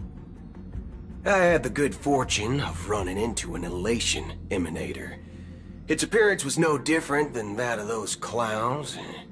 If it weren't through sheer luck that I got it drunk, I would have never known of its eminent status. Even in the purest hunt, you'll find the Xianzhou Alliance under the spotlight and Galaxy Rangers lurking in the shadows. Paths are inevitably concepts created by people and exist in planes beyond our understanding. To reckon that nihility emanators don't exist, well, maybe we just ain't nihilistic enough. So, do you understand now? Your companions are in danger, and it's pretty harrowing. If you don't want to believe me, you'd best send a message to them, but I'd advise you to move fast. We don't know what's happening in the dreamscape or how much of what the memo keeper said is true.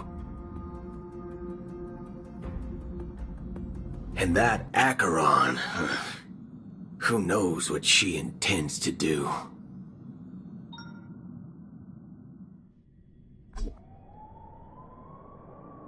I don't intend to do anything. That's not up to you. Did you know? People who come to the land of dreams for the first time, they'll subconsciously stop to reaffirm that they're still walking on solid ground. And then they will unanimously raise their heads to gaze at the sky. Be it reality or dream, staring at the sky is instinctual for humanity. Since the day that the golden hour was completed, it's always been there, watching over every single night of decadence. But now this night sky has been mercilessly severed, dyed with the mist of nihility. And this whole event happened within the course of a single slash of a blade. A single slash of a blade isn't really accurate. It was actually 2 blades, just that the second one was faster. That's not the point. Many guests who weren't supposed to be invited have gathered at this banquet. Even if the harmony is all-embracing, I have no choice but to show some of them the door. For the sake of Penacony and the peace. The planet of festivities has no place for you, a puppet of nihility.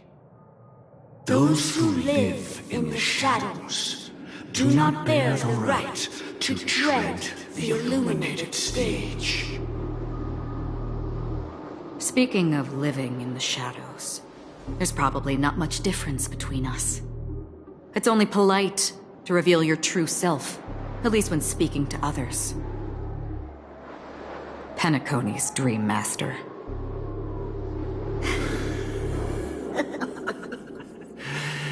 That's just another reason that you can't stay. Whether you believe it or not, this is the real me. We are one. Is this the united as one that the family espouses? My mortal shell has long since dissipated. The Oak family's 107,336 offspring are now my eyes, ears, and mouths, spreading joy across dreams when required, and in times of essential need, exiling evil from this haven in my stead. From the sound of it, it seems like you're asking me to leave, Penacony. I am glad that you're an understanding one. Alas, I'm not asking. If you think you can. Are you threatening me? I ended it with a period. It was a statement, not a threat. Knowing who I am and still showing such malice. You're not the first, nor will you be the last. This scene played out many times before. And usually, when faced with my questions, most people retort, "Why can't I?" The result has invariably been that they can't. You are confident. But be reminded, the family is forgiving, but not weak. The chords of the harmony extend across worlds. If you do not comply, When the blade is unsheathed for even a hair's breadth, you will never be able to escape the eternal Centurion's wrath in all of your lifetime. 137 individuals. That is how many heathens I have exiled since I became Dream Master. Among them were those who once severed my wings, and those who immolated my body. And here I stand again, about to add another mark to the tally. And you will die. I mean, all of you will.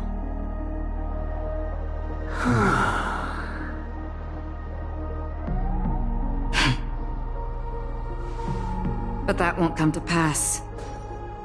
I'll do as you ask. I'll leave. A wise choice.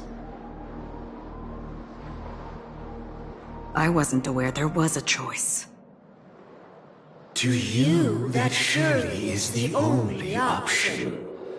Please bear in mind, you and Penacony are of different worlds.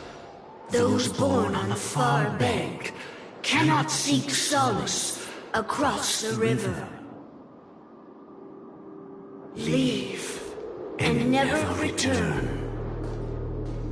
The radiance of the planet of festivities is overwhelmingly bright, luring in tricksters, wrongdoers, and criminals. But even the harmony itself will never welcome the self-annihilator of nihility.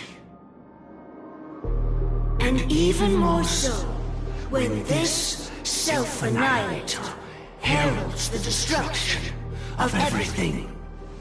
Your strength is obviously a gift of the sleeping and shapeless, immeasurable and fathomless, like a tributary spawned from the abyss that brings death and sin to all. Acheron, a befitting name. Take it from someone on the other side of your so-called river. You know better than I do that Penacony has already deviated from the harmony. Whatever your intentions may be, I foresee only one outcome. Its future holds nothing but nihility. Just like all the worlds that have drowned in their shadow.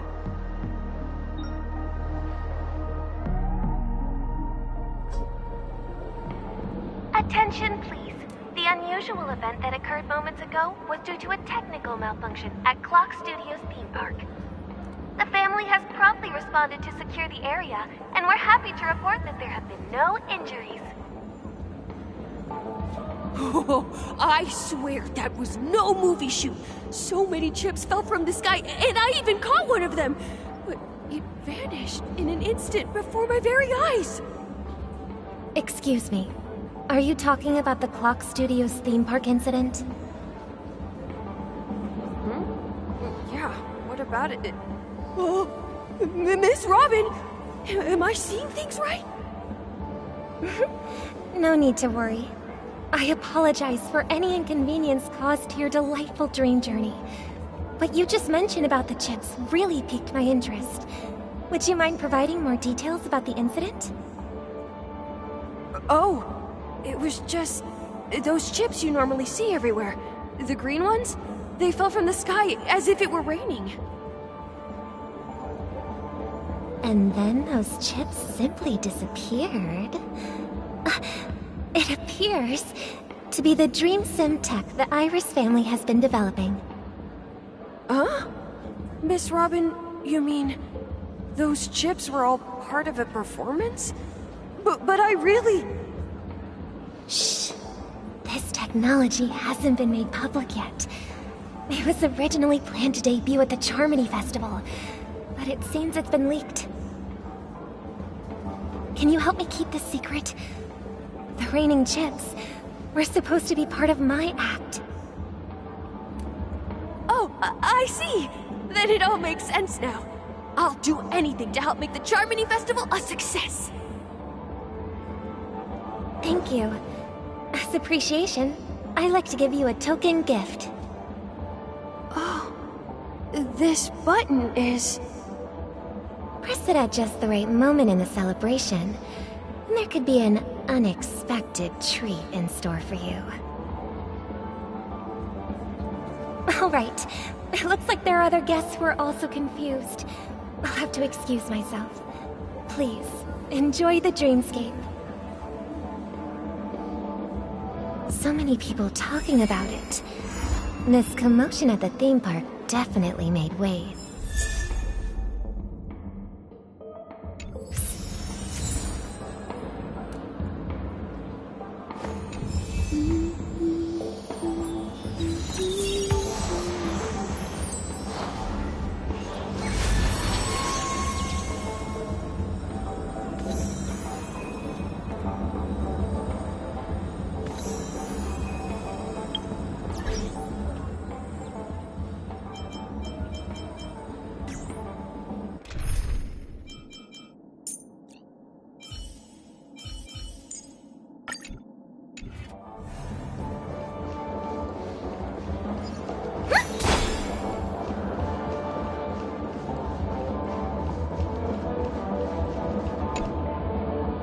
Family promised they would...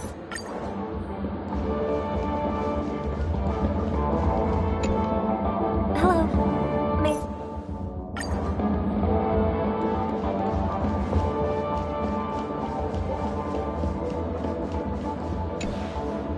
Miss...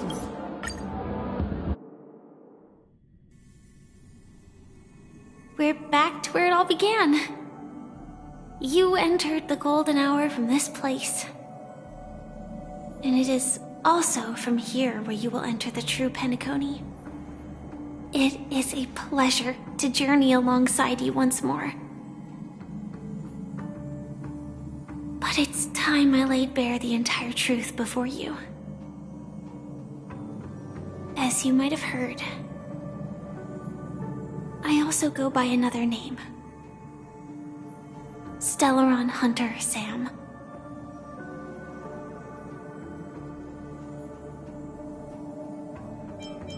I know you have many questions.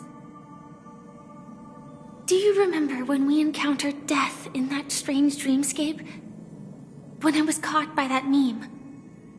In that instant before it killed me?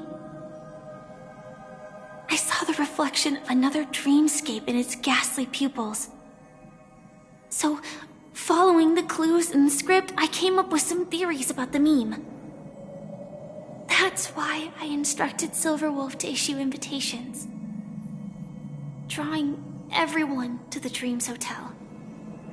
I intended to call upon death before you arrived, to solve the riddle using more direct means, and then invite you to join. However, contrary to my wishes, I couldn't defy the script. And I didn't get a chance to explain it to you. It is how you see now. I was impaled by the bladed wings of death. The heavy pressure of concentrated memoria miasma exploded in my mind as if it was actually reality. But after the momentary numbness subsided, I found that my body was absolutely unscathed. I was still alive. And it was just as I thought. I had arrived at a place starkly different from this beautiful dream. Beneath the dreamscape of Penacony lies another, more chaotic, more primal memory zone. Its name? Land of the Exiles. And so, then I returned to the hotel in the dreamscape, hoping to tell you of its existence. Yet I could not reveal my own identity. So, I could only divert your party's attention and lure you away from the battlefield. And after all my attempts proved futile. It wasn't until not long ago when a crimson blade of light shattered the high wall of the dream, causing you all to fall far into the abyssal depths of the dreamscape, that I was able to awaken you and your companions one by one. And that's it. That is all that's happened so far.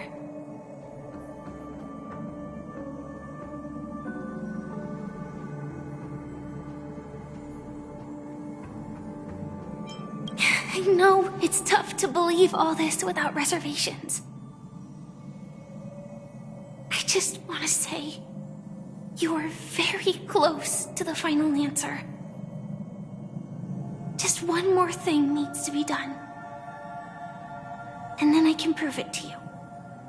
Now, let's leave this place. Please close your eyes. Take a deep breath and visualize the dreamscape's outline in your heart. And remember, you must not open your eyes at all times. 3, 2, 1. Don't be afraid. The one who has come.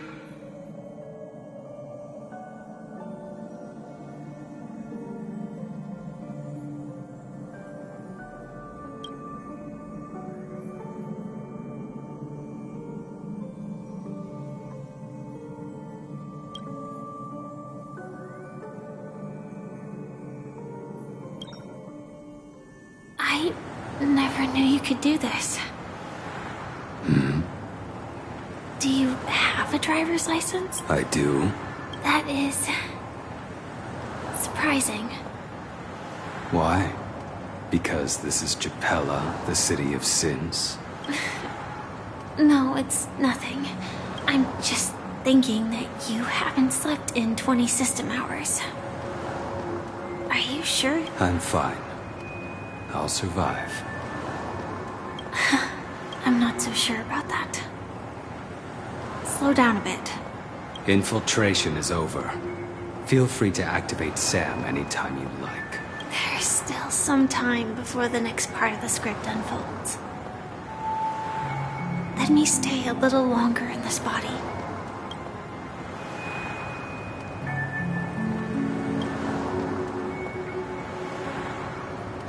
Such a long tunnel. Didn't feel this long when I set off. In half a system hour, it will lead us to Kafka. And then comes the downfall of the Japella Brotherhood. Is that also? It's in your script too. Sorry. I didn't notice. Their destiny won't change just because of your selective ignorance. I told you before, it's a bad habit. What about you then? Is this the moment you finally find the death you've been looking for? As always, it's a blank slate. It's not on this planet. Why the sudden inquiry? Because I'm currently in a car with a sleep-deprived driver. I just want to get there in one piece. This car has full self-driving capabilities. I'll just put my hand on the steering wheel. Will that do? Hey, don't take everything so seriously. Elio would always say there's only one type of destiny. The inescapable type. He can see the future, and we, likewise, are aware of our predetermined end. But before that moment arrives, we can still choose what we do. We all have this right, don't we? After today, Japella's name will disappear from cosmic history, and the Everflame Mansion will take its place. In the not-too-distant future, you'll receive an invitation. That's your next stop. Land of the Dreams. Penacony. I hope you find whatever you seek there. Be it answers or salvation.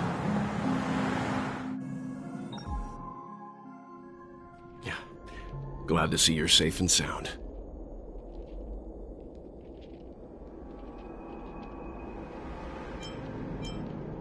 Close your eyes. This is the answer. Isn't it incredible? The monster that we have always known as Death is actually the guardian of the land of the exiles. It abides by a certain rule. Abducting people from their dreams and bringing them here. The question that has been perplexing us, does death really exist in the dreamscape, appears to be a cognitive trap. It was laid by those orchestrating events from the shadows to cover up the truth behind the disappearances and the existence of this fortress known as Dreamflux Reef. Every emergence of that meme is related to the Watchmaker. Since Dreamflux Reef is where it brings its captives, it's likely that many of our long-standing questions will be answered in this place. The atmosphere here is starkly different from the beautiful dream. There are no regulators here like the family. And they all look like they're mildly dazed. But from the whispers of the residents, they've heard a familiar name. Gallagher.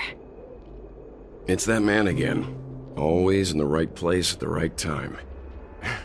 Though that does save us the trouble of looking for him. Himiko and March have already made a move. Get ready. We're about to set off. The real dreamscape. The land of the exiles. Before we go, should we speak to everyone first?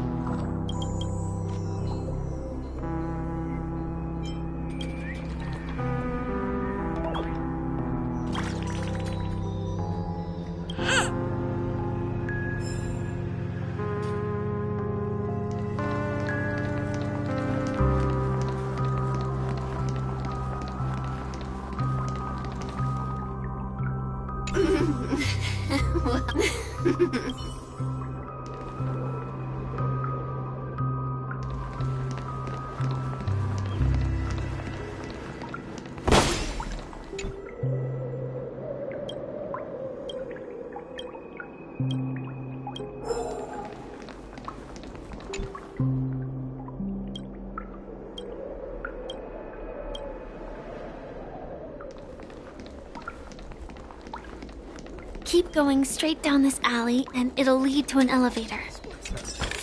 It'll take us to the center of the land of the exiles.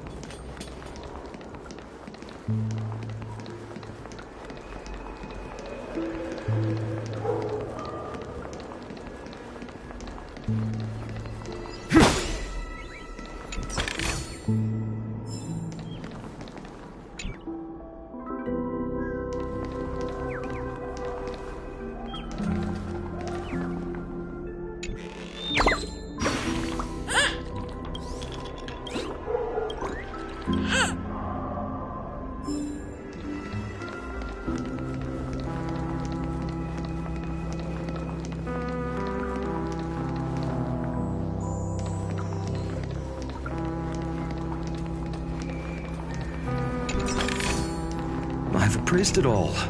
No fakes.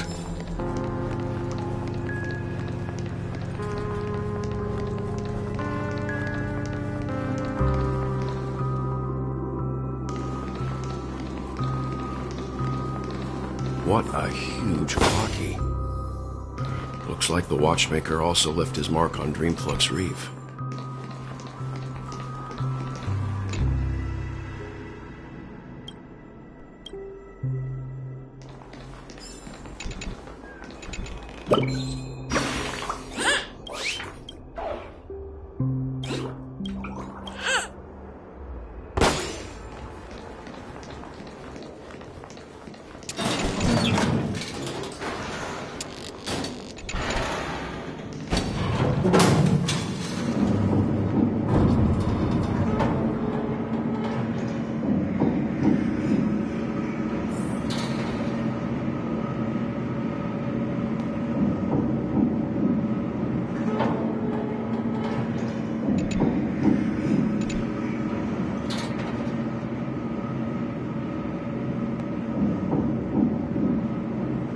Unbelievable. To think there's a settlement of this size within the dreamscape. And all beyond the family's reach.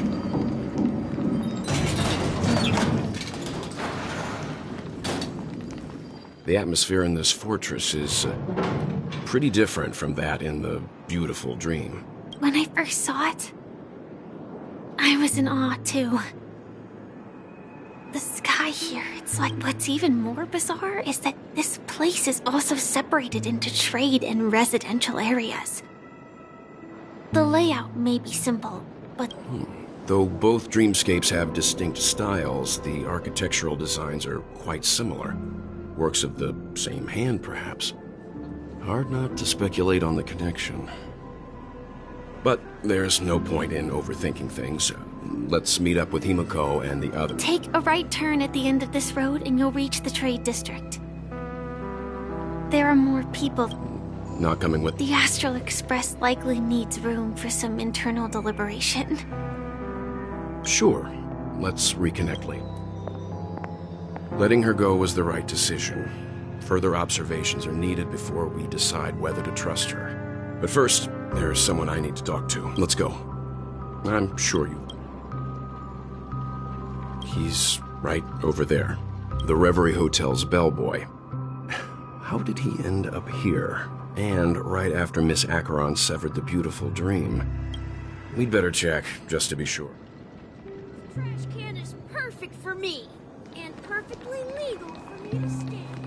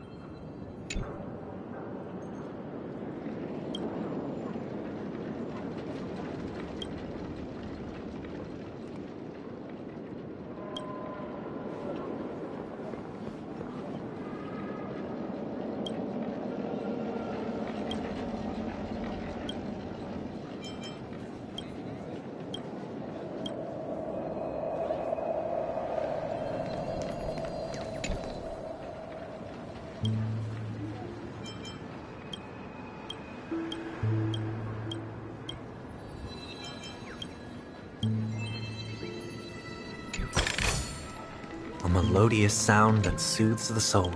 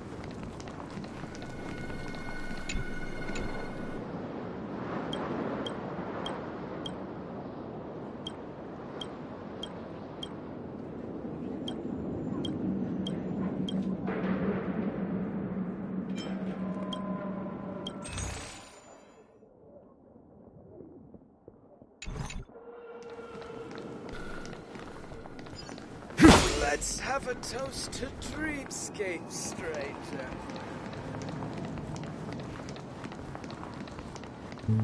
No! At this rate, the family will be done for! Done for!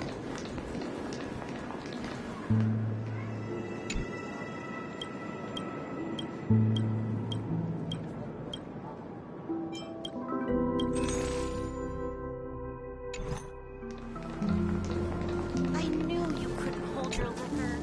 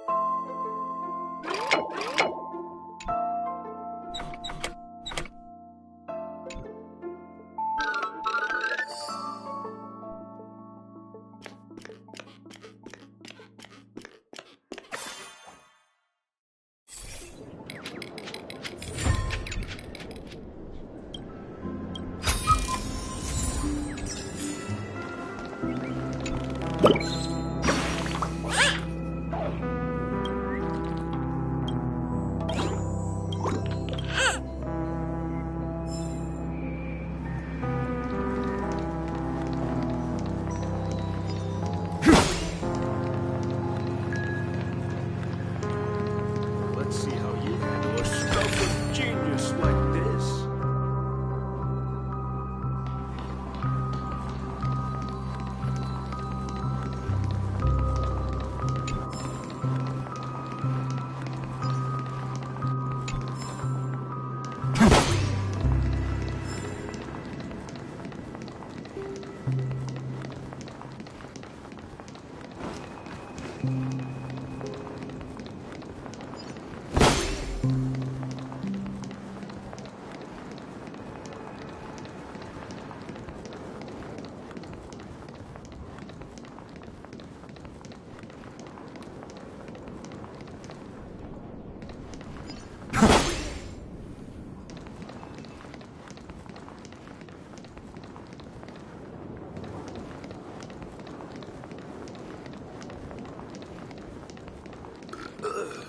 Nothing ever beats a good drink.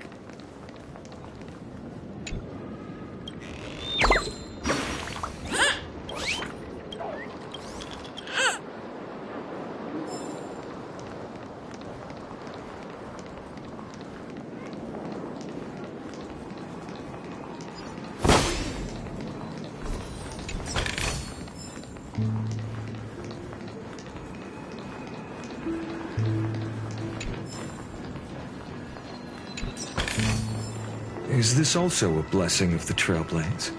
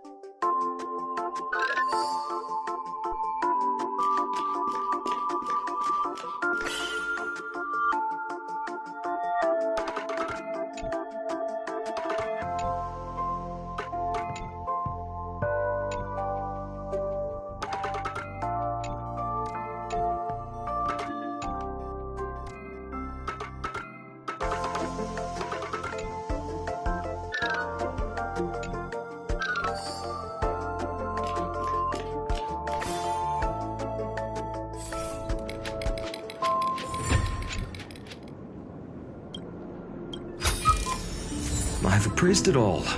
No fakes.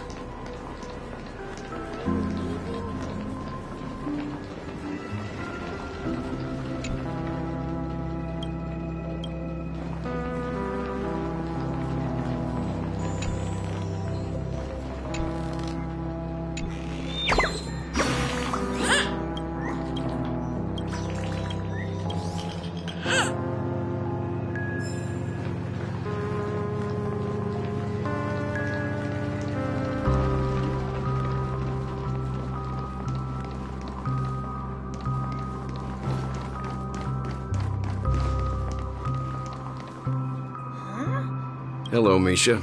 I'm well. And... Tick-tock! Old friend and new friend! Let's hunt! Your, memory zone meme? Nope. Clocky is a good friend of mine. We all live here. How did you two get here? This dreamscape isn't supposed to be open to the public. I wonder if it has something to do with Sleepy. So, this is your home? Yep. After my work in the beautiful dream ends, I'll go back home. Commuting used to be more convenient, but ever since travel became cumbersome, Sleepy started ferrying people back and forth between the two dreamscapes. This... Sleepy. Can you describe what it looks like? Sleepy is a memory zone meme. Looks fierce and has many eyes. But it's actually really well behaved. Gallagher's been taking care of it. Based on the description, that meme is indisputably death. A nightmare for the family, but for the people who live here, well, that couldn't be further from the truth. death? Not in a dream, surely. Sleepy's just a little aggressive, and sometimes messes up by fetching the wrong guess. But it would never hurt anyone. I see. Has it brought back any guests recently, say, in the last day or two? We're currently investigating a missing person case that occurred within the beautiful dream. I see. Then you'll have to speak with Gallagher. But he's currently busy hosting a visitor from the Oak family, and specifically asked not, Mr. Yang? The person you're looking, is it Miss Robin? Just as I thought. Considering what happened with Miss Firefly, this doesn't come as a surprise. If you're looking for Miss Robin, I can lead the way. She told me that she'd be willing to meet with outside guests. If it's not too much trouble. Also, we're looking for our missing companions. A woman with red hair accompanied by a girl with pink hair. Have you seen them? Oh, I haven't. But please, rest assured. Dreamflux Reef is as... how about this? Since it's your first time here in Dream, she's gone to Mrs. Grace's to visit the children. All right, then. Well, we now know the answer to both murder cases that have caused such commotion in Penacony. As for the intentions of the mastermind behind it all, we're still none the wiser.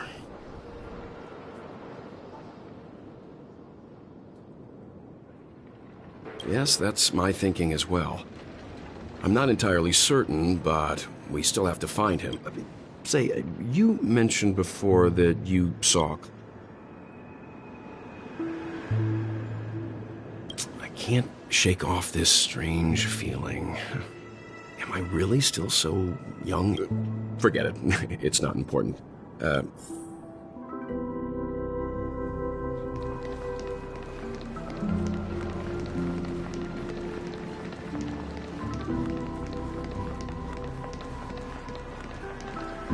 Everyone, look! From here, you can see the most spectacular view of Dream. A black hole? No. An accretion disk formed from consolidated memoria? Was Dreamflux Reef? Oh, so Mr. Yang is also versed in memoria dynamics. I was just trying to figure out how to explain this huge hole to everyone. I bet you guys have a lot in common with Miss Kami.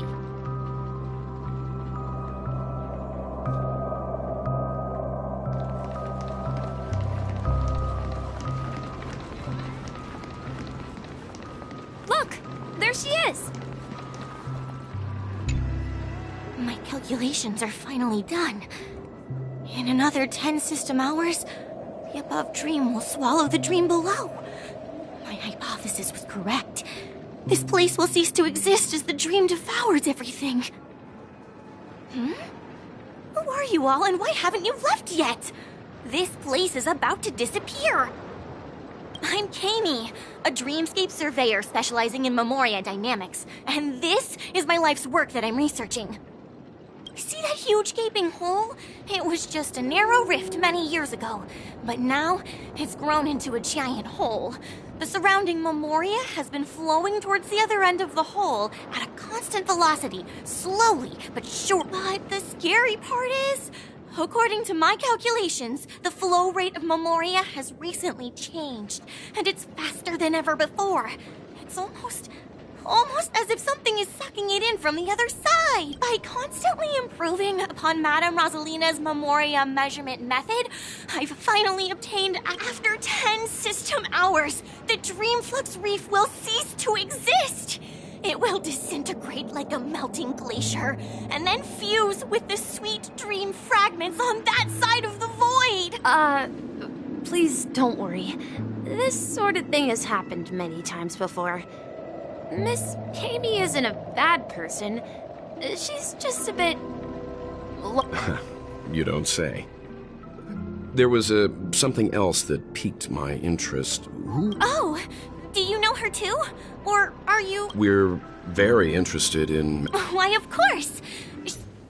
Our destination is the commercial district. That's where the largest crowds gather in Dreamflux Reef. We might be able to find the others there.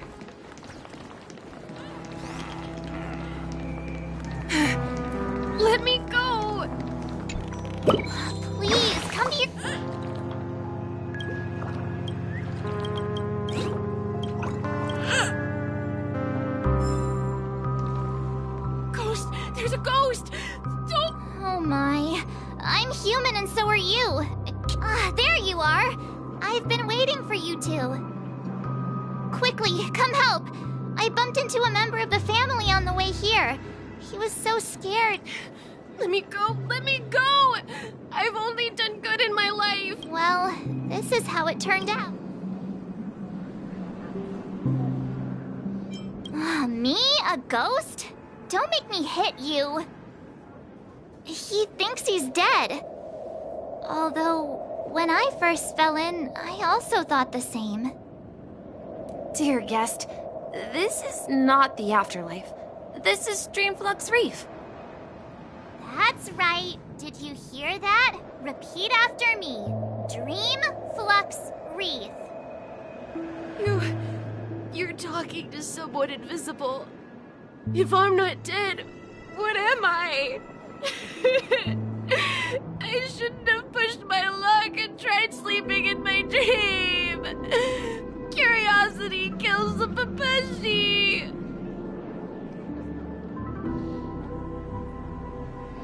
Stop asking! You'll alert the monsters! You're not talking about the memory zone meme. Don't say that name!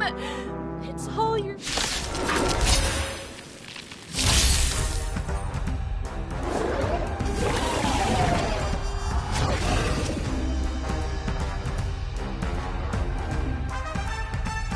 There's no other choice but to move forward.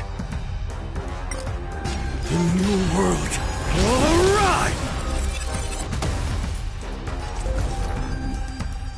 Information. In accordance. I have heard the call. Loud torment and doubt. I bid you farewell. For the next tomorrow! Pity, you chose the wrong. For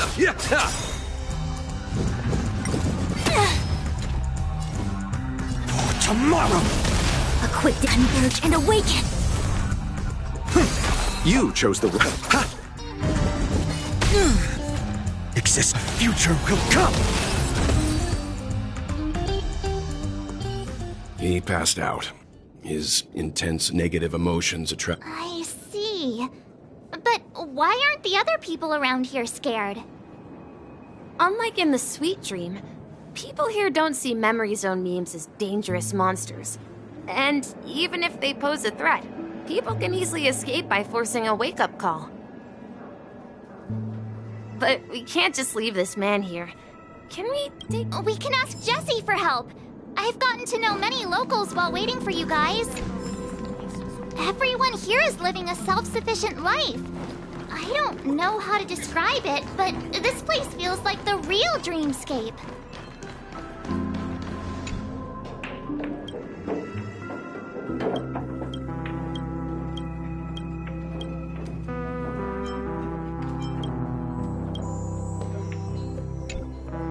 Evening, Jesse.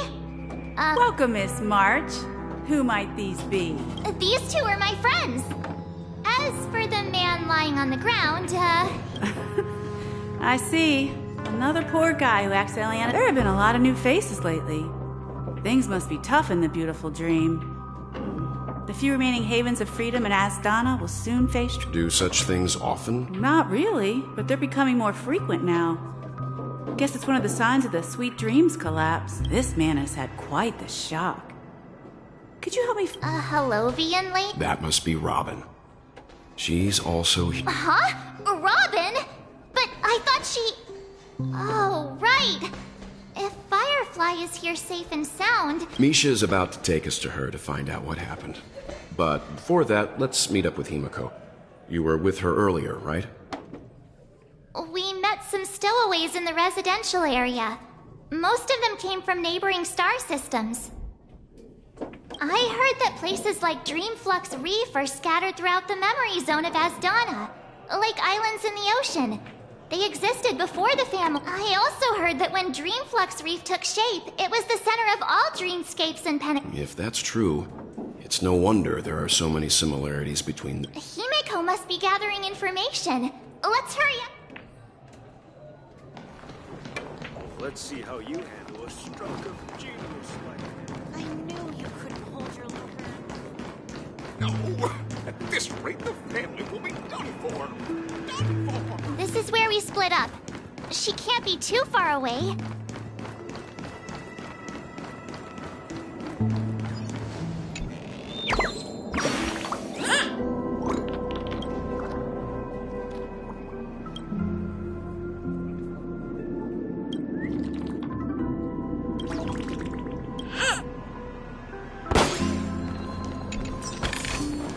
I've appraised it all.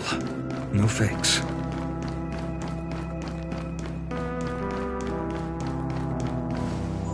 So that's how it is. I never To borrow Gallagher's catchphrase, what an unpredictable... Himeko, here they... Ah, perfect timing. Now that everyone's here, I'd like to introduce everyone to Micah, who's partly in charge of the Land of the Exiles. Micah, It's a pleasure to meet the Nameless. You, Noah? I've been keeping an eye on you since the day you arrived in Penacony. We would have met under more appropriate circumstances if Dreamflux Reef hadn't been isolated from the 12 Dreamscapes. Please, allow me to formally introduce myself. I'm Micah, the Gravekeeper of Dreamflux Reef. Gravekeeper? Life in Dreamflux Reef is pretty liberating. Everyone here mostly keeps to themselves, without medical... You're too modest, Micah. When lost dream chasers stumble upon this place, you're the one who takes care of them, guiding them back to the sweet dream, or showing them how to survive the wild dream chaos. So, guardian of sorts. Were you talking... On that note, Mr. Mika, which tombstones are you referring to? They're actually just symbolic stones. But since you're curious, Mr. Yang, I'll take you there. I have a... but before that, you have an important guest joining. An important guest? Who could it be? This way, please. The roads here in Dreamflux Reef are a bit run down, so watch your step. I remember when this place was all...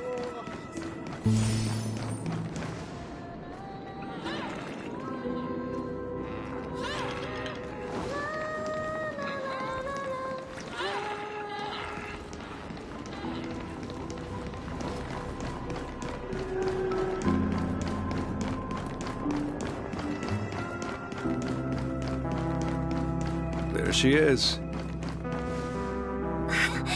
Everyone sang so wonderfully. It's not often that I tried this music style, but I've gained some valuable insights from it. Oh, I can't thank you enough, Robin. Well, these kids have made incredible progress. It was nothing, Grace. I merely taught them how to sing. It was you who brought it. Life must be quite difficult for them in reality, I imagine.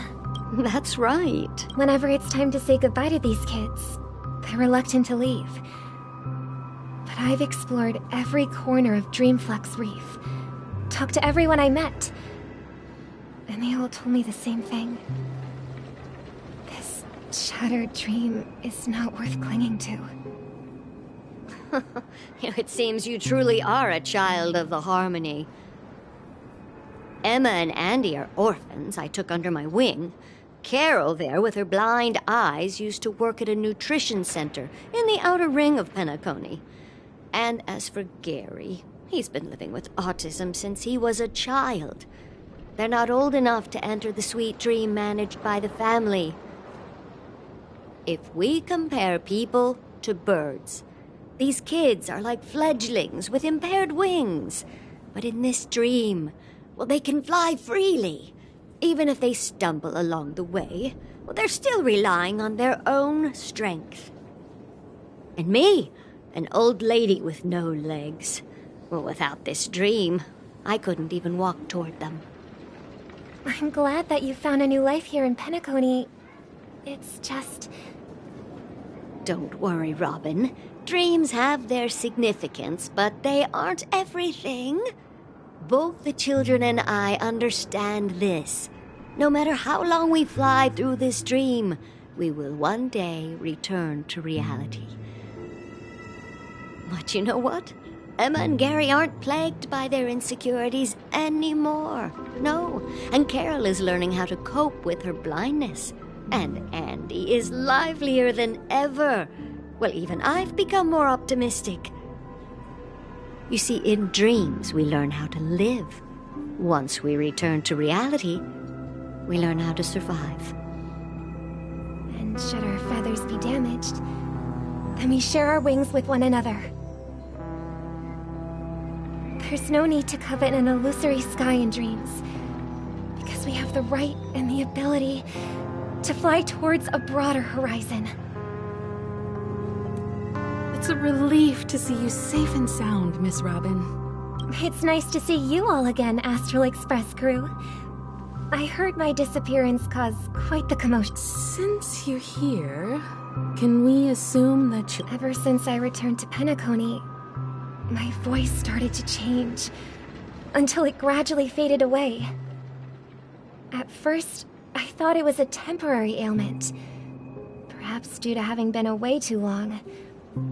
I thought maybe it just takes some time for my body to acclimate to the high concentration, but now it seems the root of the problem goes way beyond me. There are elements around me that don't align with the harmony. And losing my voice is just one of the signs of the Sweet Dreams collapse. The Sweet Dreams collapse. That memo keeper mentioned the same thing. So it's real. While I was away from Penacony, the boundaries of the 12 dreamscapes kept expanding outward. But whenever I mentioned the anomalies in the dream, all the family heads refused to talk about it. Only my brother was willing to respond. Later, I discovered the secret letters from the IPC ambassador, which further convinced me that there are hidden secrets beneath the surface of Penacony. So, following the clues in the Oak family's the land of the exiles, concealed by the family under the guise of death. A dream within a dream, where Penacony's past is buried. Hearing you speak, it sounds as if your voice has made somewhat of a recovery. I hate to admit it, but the harmony in this place resonates more broadly than within the Sweet Dream. It's regrettable, but the family has experienced betrayal. The traitor, or traitors, abandoned their original principles and, using the name of harmony, exploited people's weaknesses to turn Penacony into the planet of festivities, trapping everyone in the illusion of the Sweet Dream. This is not the strong defending the weak, but rather the strong exploiting the weak. A world without equality won't ever be favored by the harmony. And naturally, those voices blessed by them have lost the ability to sing. Could there be another force influencing the family's shift in philosophy, Miss Robin? Considering what happened with Acheron, it's difficult to conceive of another entity within the realm of the harmony capable of influencing everyone. Unless a power surpassing that of an emanator is involved. I'd heard about what happened to the Xianzhou Alliance, but as far as I'm aware, the family hasn't faced any such external interventions. Who knows? Perhaps I've just been away too long and missed something. Regardless, I cannot accept my home is moving towards the very opposite of what the harmony represents, while still claiming to uphold it. I must uncover the reason why Mikhail cut ties with the family, and who exactly it was who betrayed us all. Do you remember our arrangement, Mr. Micah? Well, here's my answer. I've decided to forgo my role, and never step foot on the Charmony Festival stage again.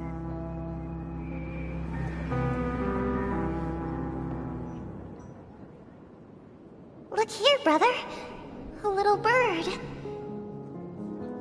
Looks like a fledgling Charmony dove. But Charmony doves don't live here. So how did this little bird get here? Maybe its parents abandoned it? It looks weak and frail. Why don't we find something soft and make a nest for it? This place is too dangerous for a fledgling. Let's take it with us. We can put it on the wooden shelf in front of your window. Okay. A bird like that must have a beautiful singing voice. But where will it live? I'll ask the family head to build a cage for it. A cage?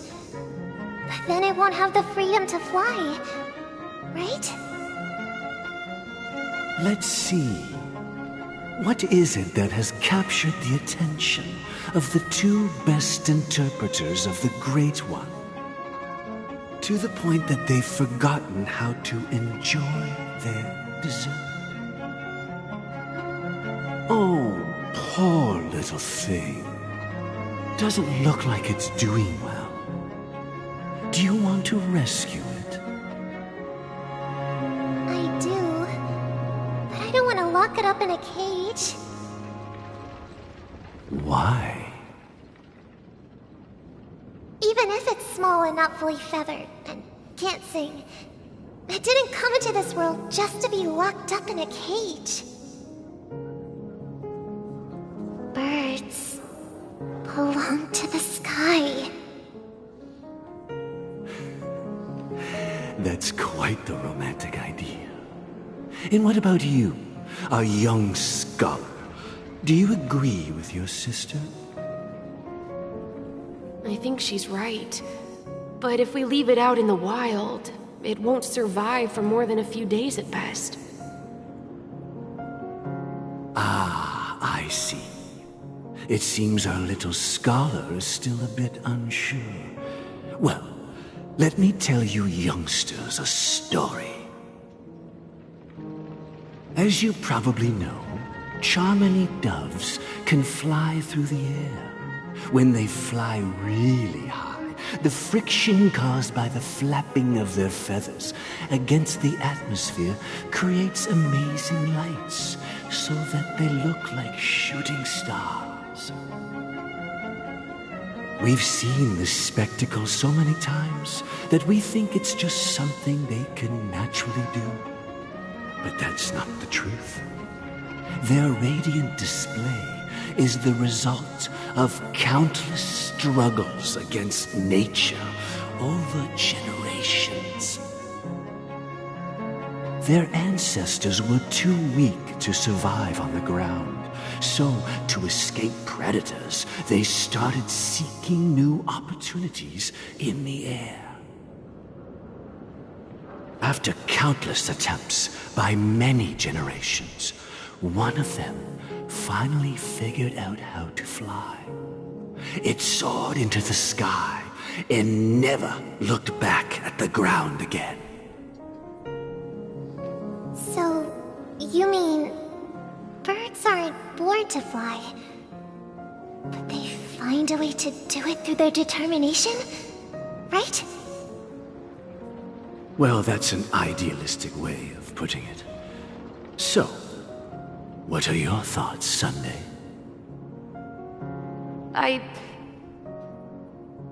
I think people believe birds are meant to fly because they've never seen those birds crashing to their death. That's an interesting perspective. So, have you decided what to do with the bird now? For now, I'll keep it in a cage until it can take care of itself because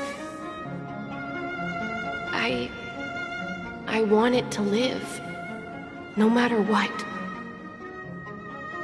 Well said, kids.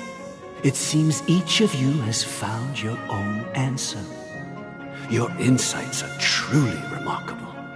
And I hope they come true in their own way. We will take good care of it, won't we, brother? Yeah, but Mr. Gopherwood, there's one thing I don't quite understand. And what might that be, my son? What if this little Charmony dove never learns to fly in the end? I mean, If there are fledglings in this world that can never fly throughout their lives, should we let them go back to the sky, only to see them crash to the ground and die? Talking in your sleep, Birdie? Time to wake up.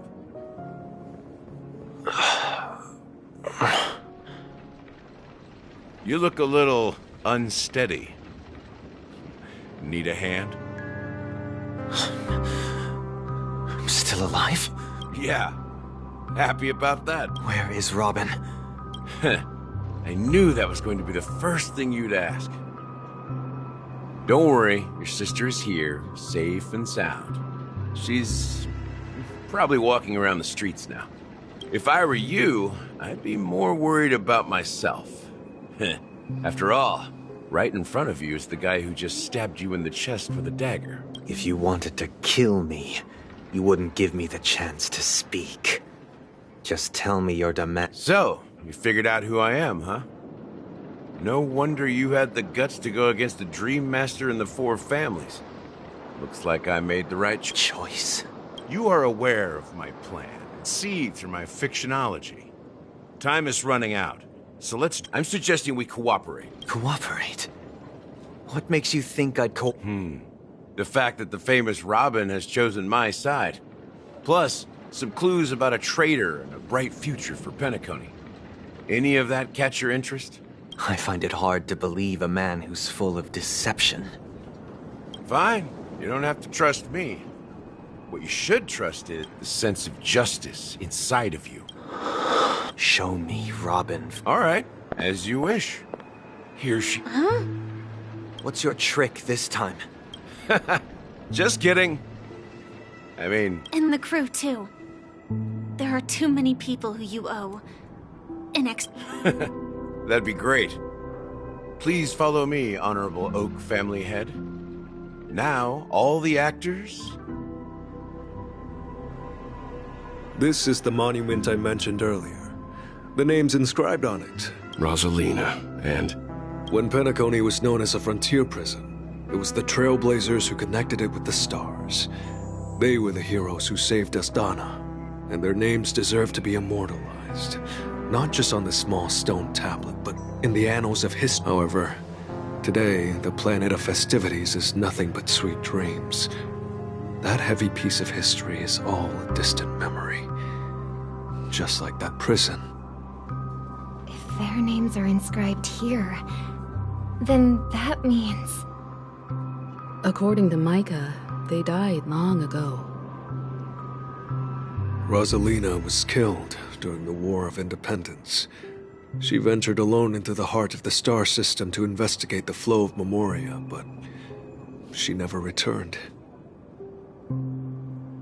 Tiernan was a skilled gunslinger, strong and reliable. He led the people through countless battles, but he didn't live long enough to witness the arrival of true peace. In the decade following the war, Penacony faced challenges internal and external. To protect Astana, Tiernan picked up the way of the Trailblaze again, and led the Letmoth family to explore beyond the system, only to be surrounded and wiped out by the swarm. Though I had expected as much, the tales of these heroes truly are sorrowful. True to the title of Trailblazer, they spent their lives venturing into the unknown. But what about this tablet? There are no names carved on it. When Dreamflux Reef was created, its owner was still alive. However, he insisted on erecting a monument for himself, saying that it will happen someday. Here we meet again. Everyone from the Astral Express. Robin.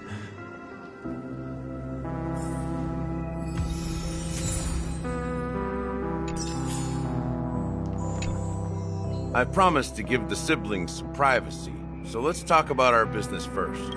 That sounds sensible enough.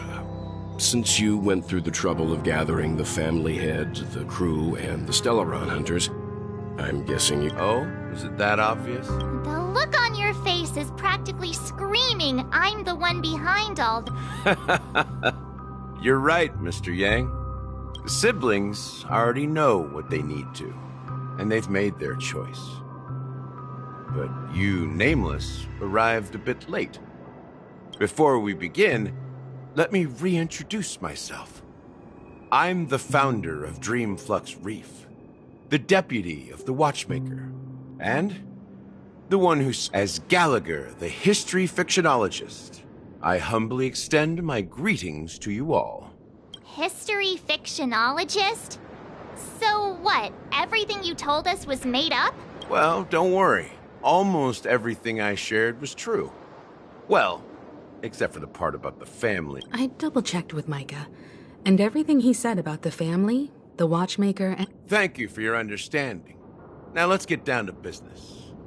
I'm sure you're all wondering why I went through the trouble of setting up this battle for the legacy, inviting different factions and stirring up a ruckus all over Penacony.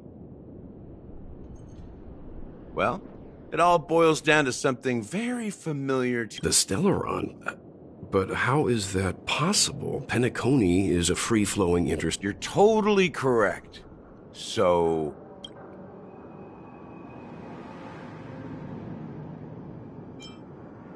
How keen.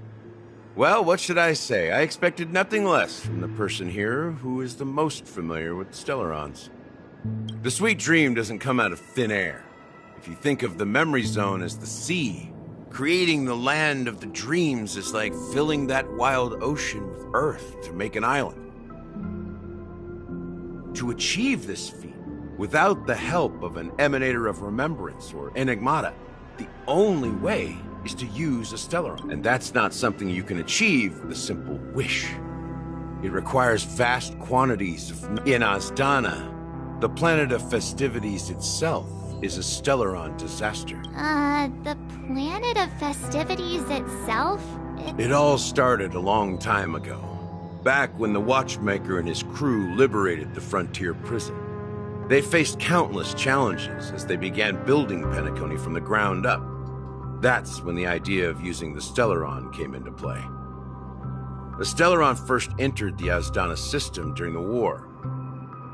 The Nameless warned everyone against the folly of attempting to tamper with such a power, and most heeded their words. But there are always people in the shadows with ulterior motives.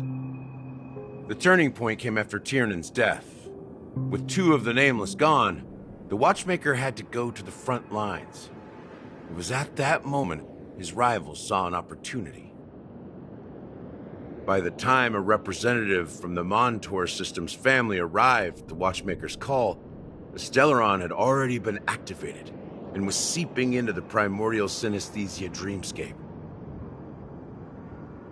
And I suppose the family happened to possess the knowledge to seal the Stellaron? Not just that. They knew far more about the Stellaron than the average person. They helped Mikhail swiftly quell the civil unrest and played a part in building Penacony under the disguise of the Harmony. Those three eras were known as the Age of Dreaming. The Watchmaker, who had been left in the dark, sent out invitations across the universe, spreading the hype around the land of the dreams. Then, how did they turn against each other? Remember the island in the ocean metaphor? The truth is, the Stellaron was never truly sealed. It existed in a different form within the dreamscape. Think about this. What would it cost to create and maintain such a lavish dreamland? It's people's lives. The opulent dream is built upon the decay of spirits, with a toxic elixir called pleasure flowing through the dreamscape. It tempts people to indulge in the dreamscape, and gradually their minds succumb, becoming nourishment for the sweet dream. Confusion, laziness, and cowardice, weaknesses that plague humanity, were magnified and nourished by the family. Penacony became a new kind of prison, even more impenetrable than the previous one. Sadly, we realized this far too late. By then, the family had a firm grip on Penacony, swiftly quelling any opposition that arose. At my wit's end, I had to use the power of the Enigmata, and sought refuge in this chaotic memory zone. Over the years, I fabricated a meme within this dream for our use. Dormancy. That's its real name. We exploited a loophole. You see, regular people can't fall asleep again while they are inside the dreamscape. So this is the true meaning of the impossible. You sent out invitations in the Watchmaker's name to find forces capable of resolving the Stellaron disaster and draw them into Penacony to uncover the truth. It's not just that. Above all, I wanted to see what happens when the major factions engage in a struggle for the legacy. Since this is the Watchmaker's first announcement in decades, the traitor within the family is bound to reveal themselves. So, the legacy is just a facade. If you want to consider the Stellaron as the legacy, I'm totally fine with that. If that's the case, where is the Stellaron now? That's a question for Mr. Wings. The Stellaron is still under the family's control, and as the head of the Oak family, I'm sure he holds all the answers.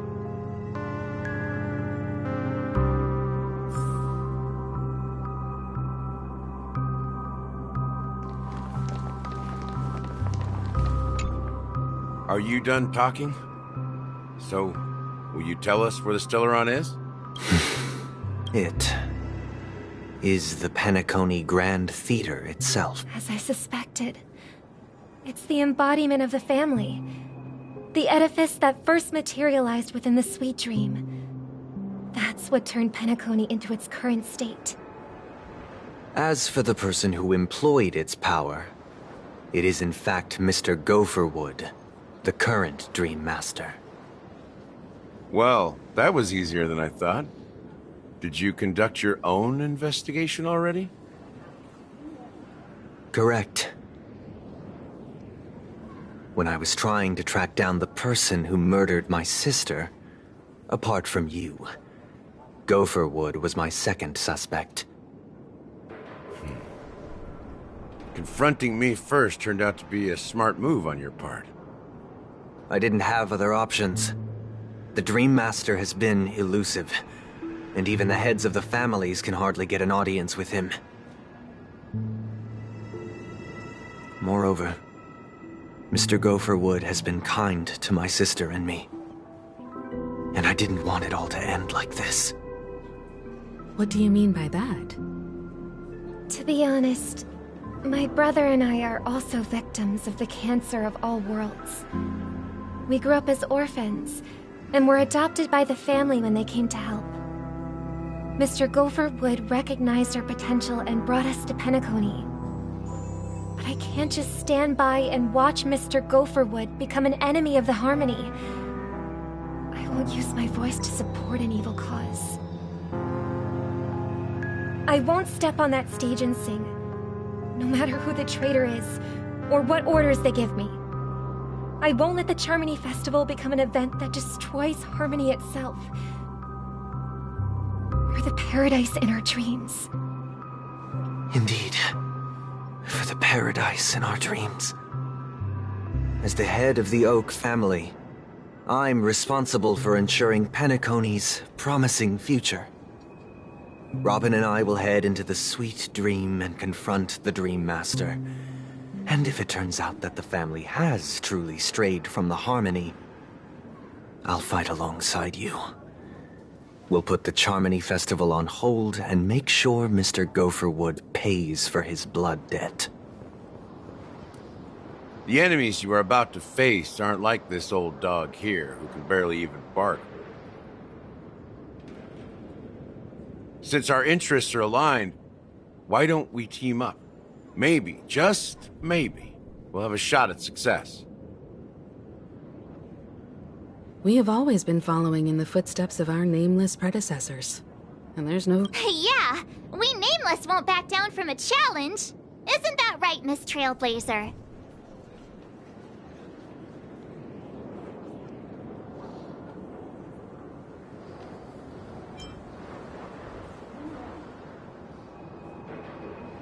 Exactly! It's time for the crew to save the world once more. Rest assured, sitting on the sidelines isn't in our nature. Mr. Sunday, Miss Robin, I'm willing to accompany you on behalf of the Astral Express. Having a third party present should help with negotiations, and could make all the difference if things get ugly. Thank you, Mr. Yang.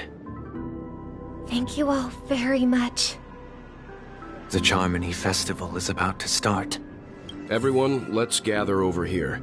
We still need to make some preparations.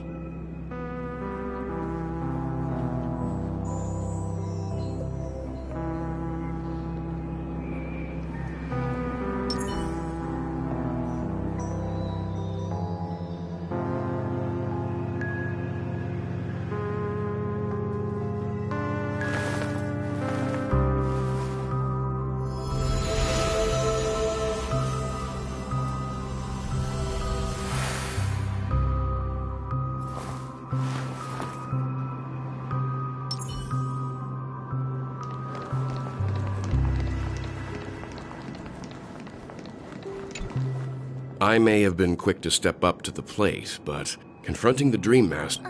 Huh? Even you're saying that, Mr. Yang? He's the leader of the families of Penacony, and he has the entire power of the Harmony behind him. Not to mention the Stellaron in his possession. Maybe you can just stay behind this time, No, that won't do.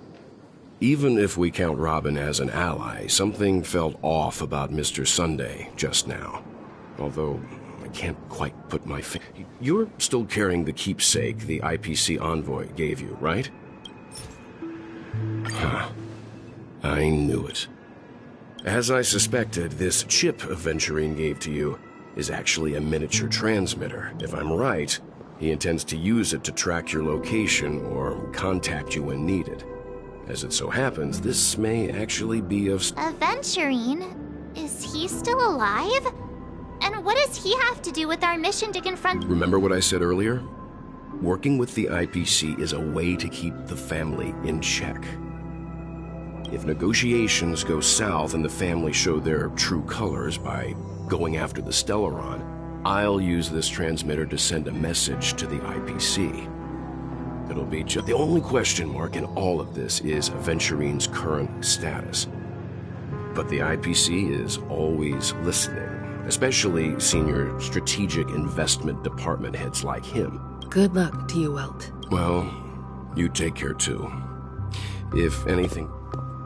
Spoken like a true hero. Even if the Dream Master is innocent, the family's corruption runs deep. Don't you have something else to tell us, Gallagher? Why would you say so? Before we departed, the conductor asked us to inquire about the 3 nameless in Penacony. We've already collected intel about Rosalina and Tiernan, so the only one left is legwork. If I'm not mistaken, we've already met him somewhere, haven't we? It's not enough to say meet, but the answer is pretty obvious. I've been watching over you ever since I received the reply from the Astral Express. And I've seen the great effort you all put into linking different realms together across the cosmos. And now, after getting... Miss Himiko, were you the one who repaired the Express and got it sailing through the cosmos? Yes. And you two, young Nameless, you have very interesting life stories and...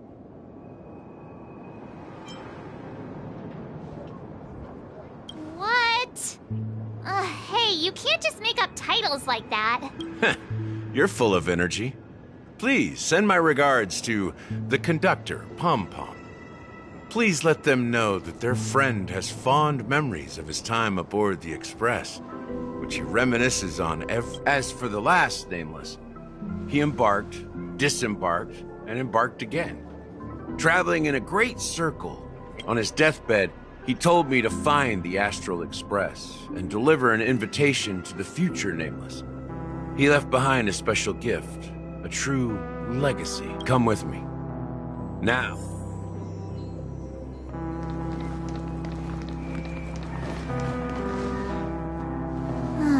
Back here again.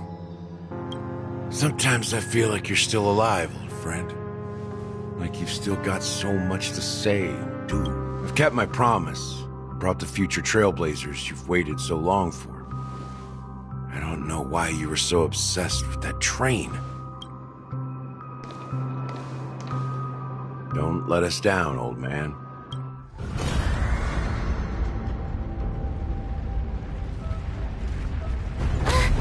What's happening?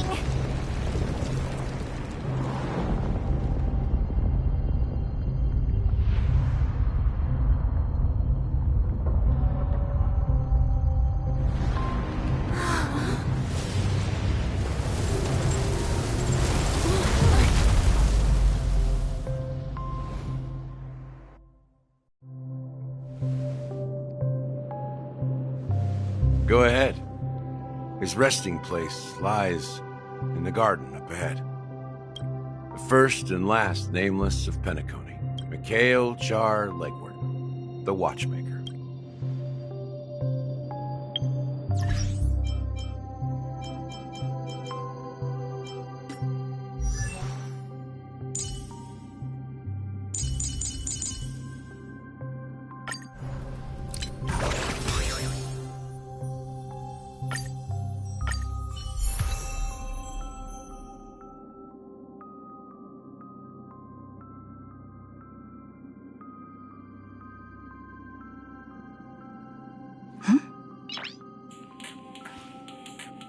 Nice.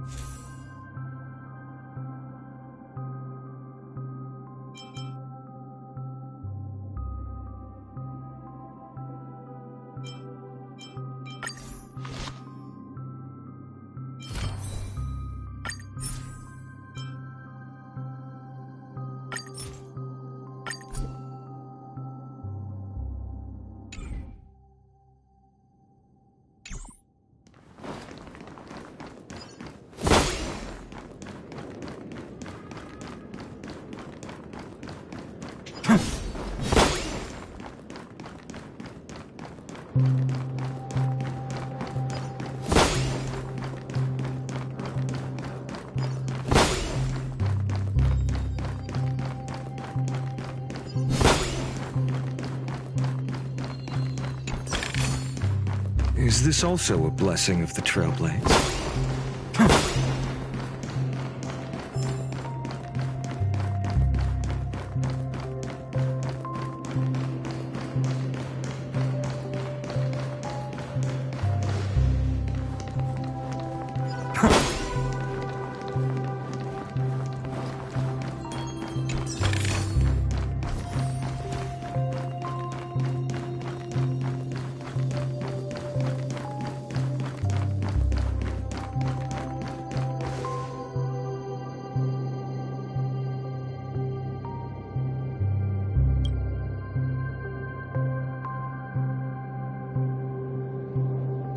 Sure enough, the Watchmaker is the third nameless. Even I could guess that one. The legacy he left behind was a dream bubble. I believe inside that bubble, there's something that holds meaning only for the nameless. After all, when I checked its contents, I found nothing inside. Maybe some Trailblaze runes? Even more enigmatic. Well, let's have a look.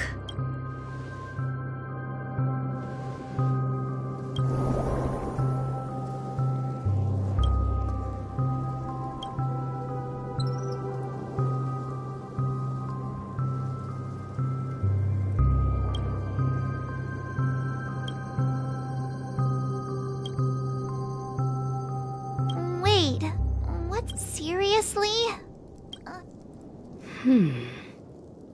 How could a dream bubble be? Just as I suspected, that old man always had this strange belief in the nameless and the Trailblaze. And I never understood where he got that confidence from. Especially since he never managed to get in touch with the Express while he was alive. I could never figure out what was going on in that old man's head. But this empty dream bubble is so typical of him. He was always full of weird fantasies, an incomprehensible romance. That mischievous old man. Don't think that's the case, Gallagher. I'm sure Mikhail has left us. Don't start getting all philosophical. Just as Mikhail believes in the nameless of the future, we unconditionally believe in the nameless of the past. How could they leave with regrets for the future when they were ready to dedicate their lives to there must be something contained in this dream bubble? It's just we haven't figured it out yet. Well, I'm a follower of the Enigmata. My philosophy forbids me to have faith. That's why I understand what faith means in the path of Trailblaze. And I also want to know what he left behind. Can I borrow your pet? I need to make a trip back to Golden Hour and check something at the Dreamscape 6. It's for Mikhail. And for the future. Welcome to the Reverie Hotel. How may I help you? Greetings. We're the Nameless from the Astral Express. The Astral Express? But Yes, my companion's already checked in. My name is Dan Hung, and I believe my personal information... I see, but your companion said you wouldn't be coming due to a change of plan. Now the plans have changed. And you are... Me? I'm Pom Pom. A new nameless. He's my fellow trailblazer. We responded to the family's invitation before he boarded the express, so he wasn't registered in your system. Oh, I see. Another one of the Nameless had a similar situation. Seems like a lot of people are joining the Trailblaze these days. Since there's a precedent, it shouldn't be a problem. Just give me a second to contact your... I'm sorry, dear guests, but it seems I'm unable to reach the other members of the... What do you mean by unable? My apologies. This is the first time I've encountered a situation like this. However, the system indicates that the... How about this? Give me their room number, and we'll go... I'm afraid that's not possible. I need to verify both of your identities before... How about you just wake up so... I'm sorry, but there are strict rules regarding forced awakening. It cannot be done with... So nothing works, huh? What's your solution, then? Are you saying we sleep here? At the reception? Please be patient. We need to contact... And now it seems you need to confirm our identities before you can It's... Oh, fudge! Look, nothing personal. Please calm down, dear guests. I do recall that Mr. Sunday, the Oak family head, personally handled this issue earlier. I don't think she's trying to give us a hard time. She really just doesn't know. I have a bad feeling about this. You tried to Something doesn't seem right. I need to leave for a moment. You can stay here with the reception. Sure thing. Don Hung seems pretty worried about his companions. I should give him some space. Stressing out about it won't help anything.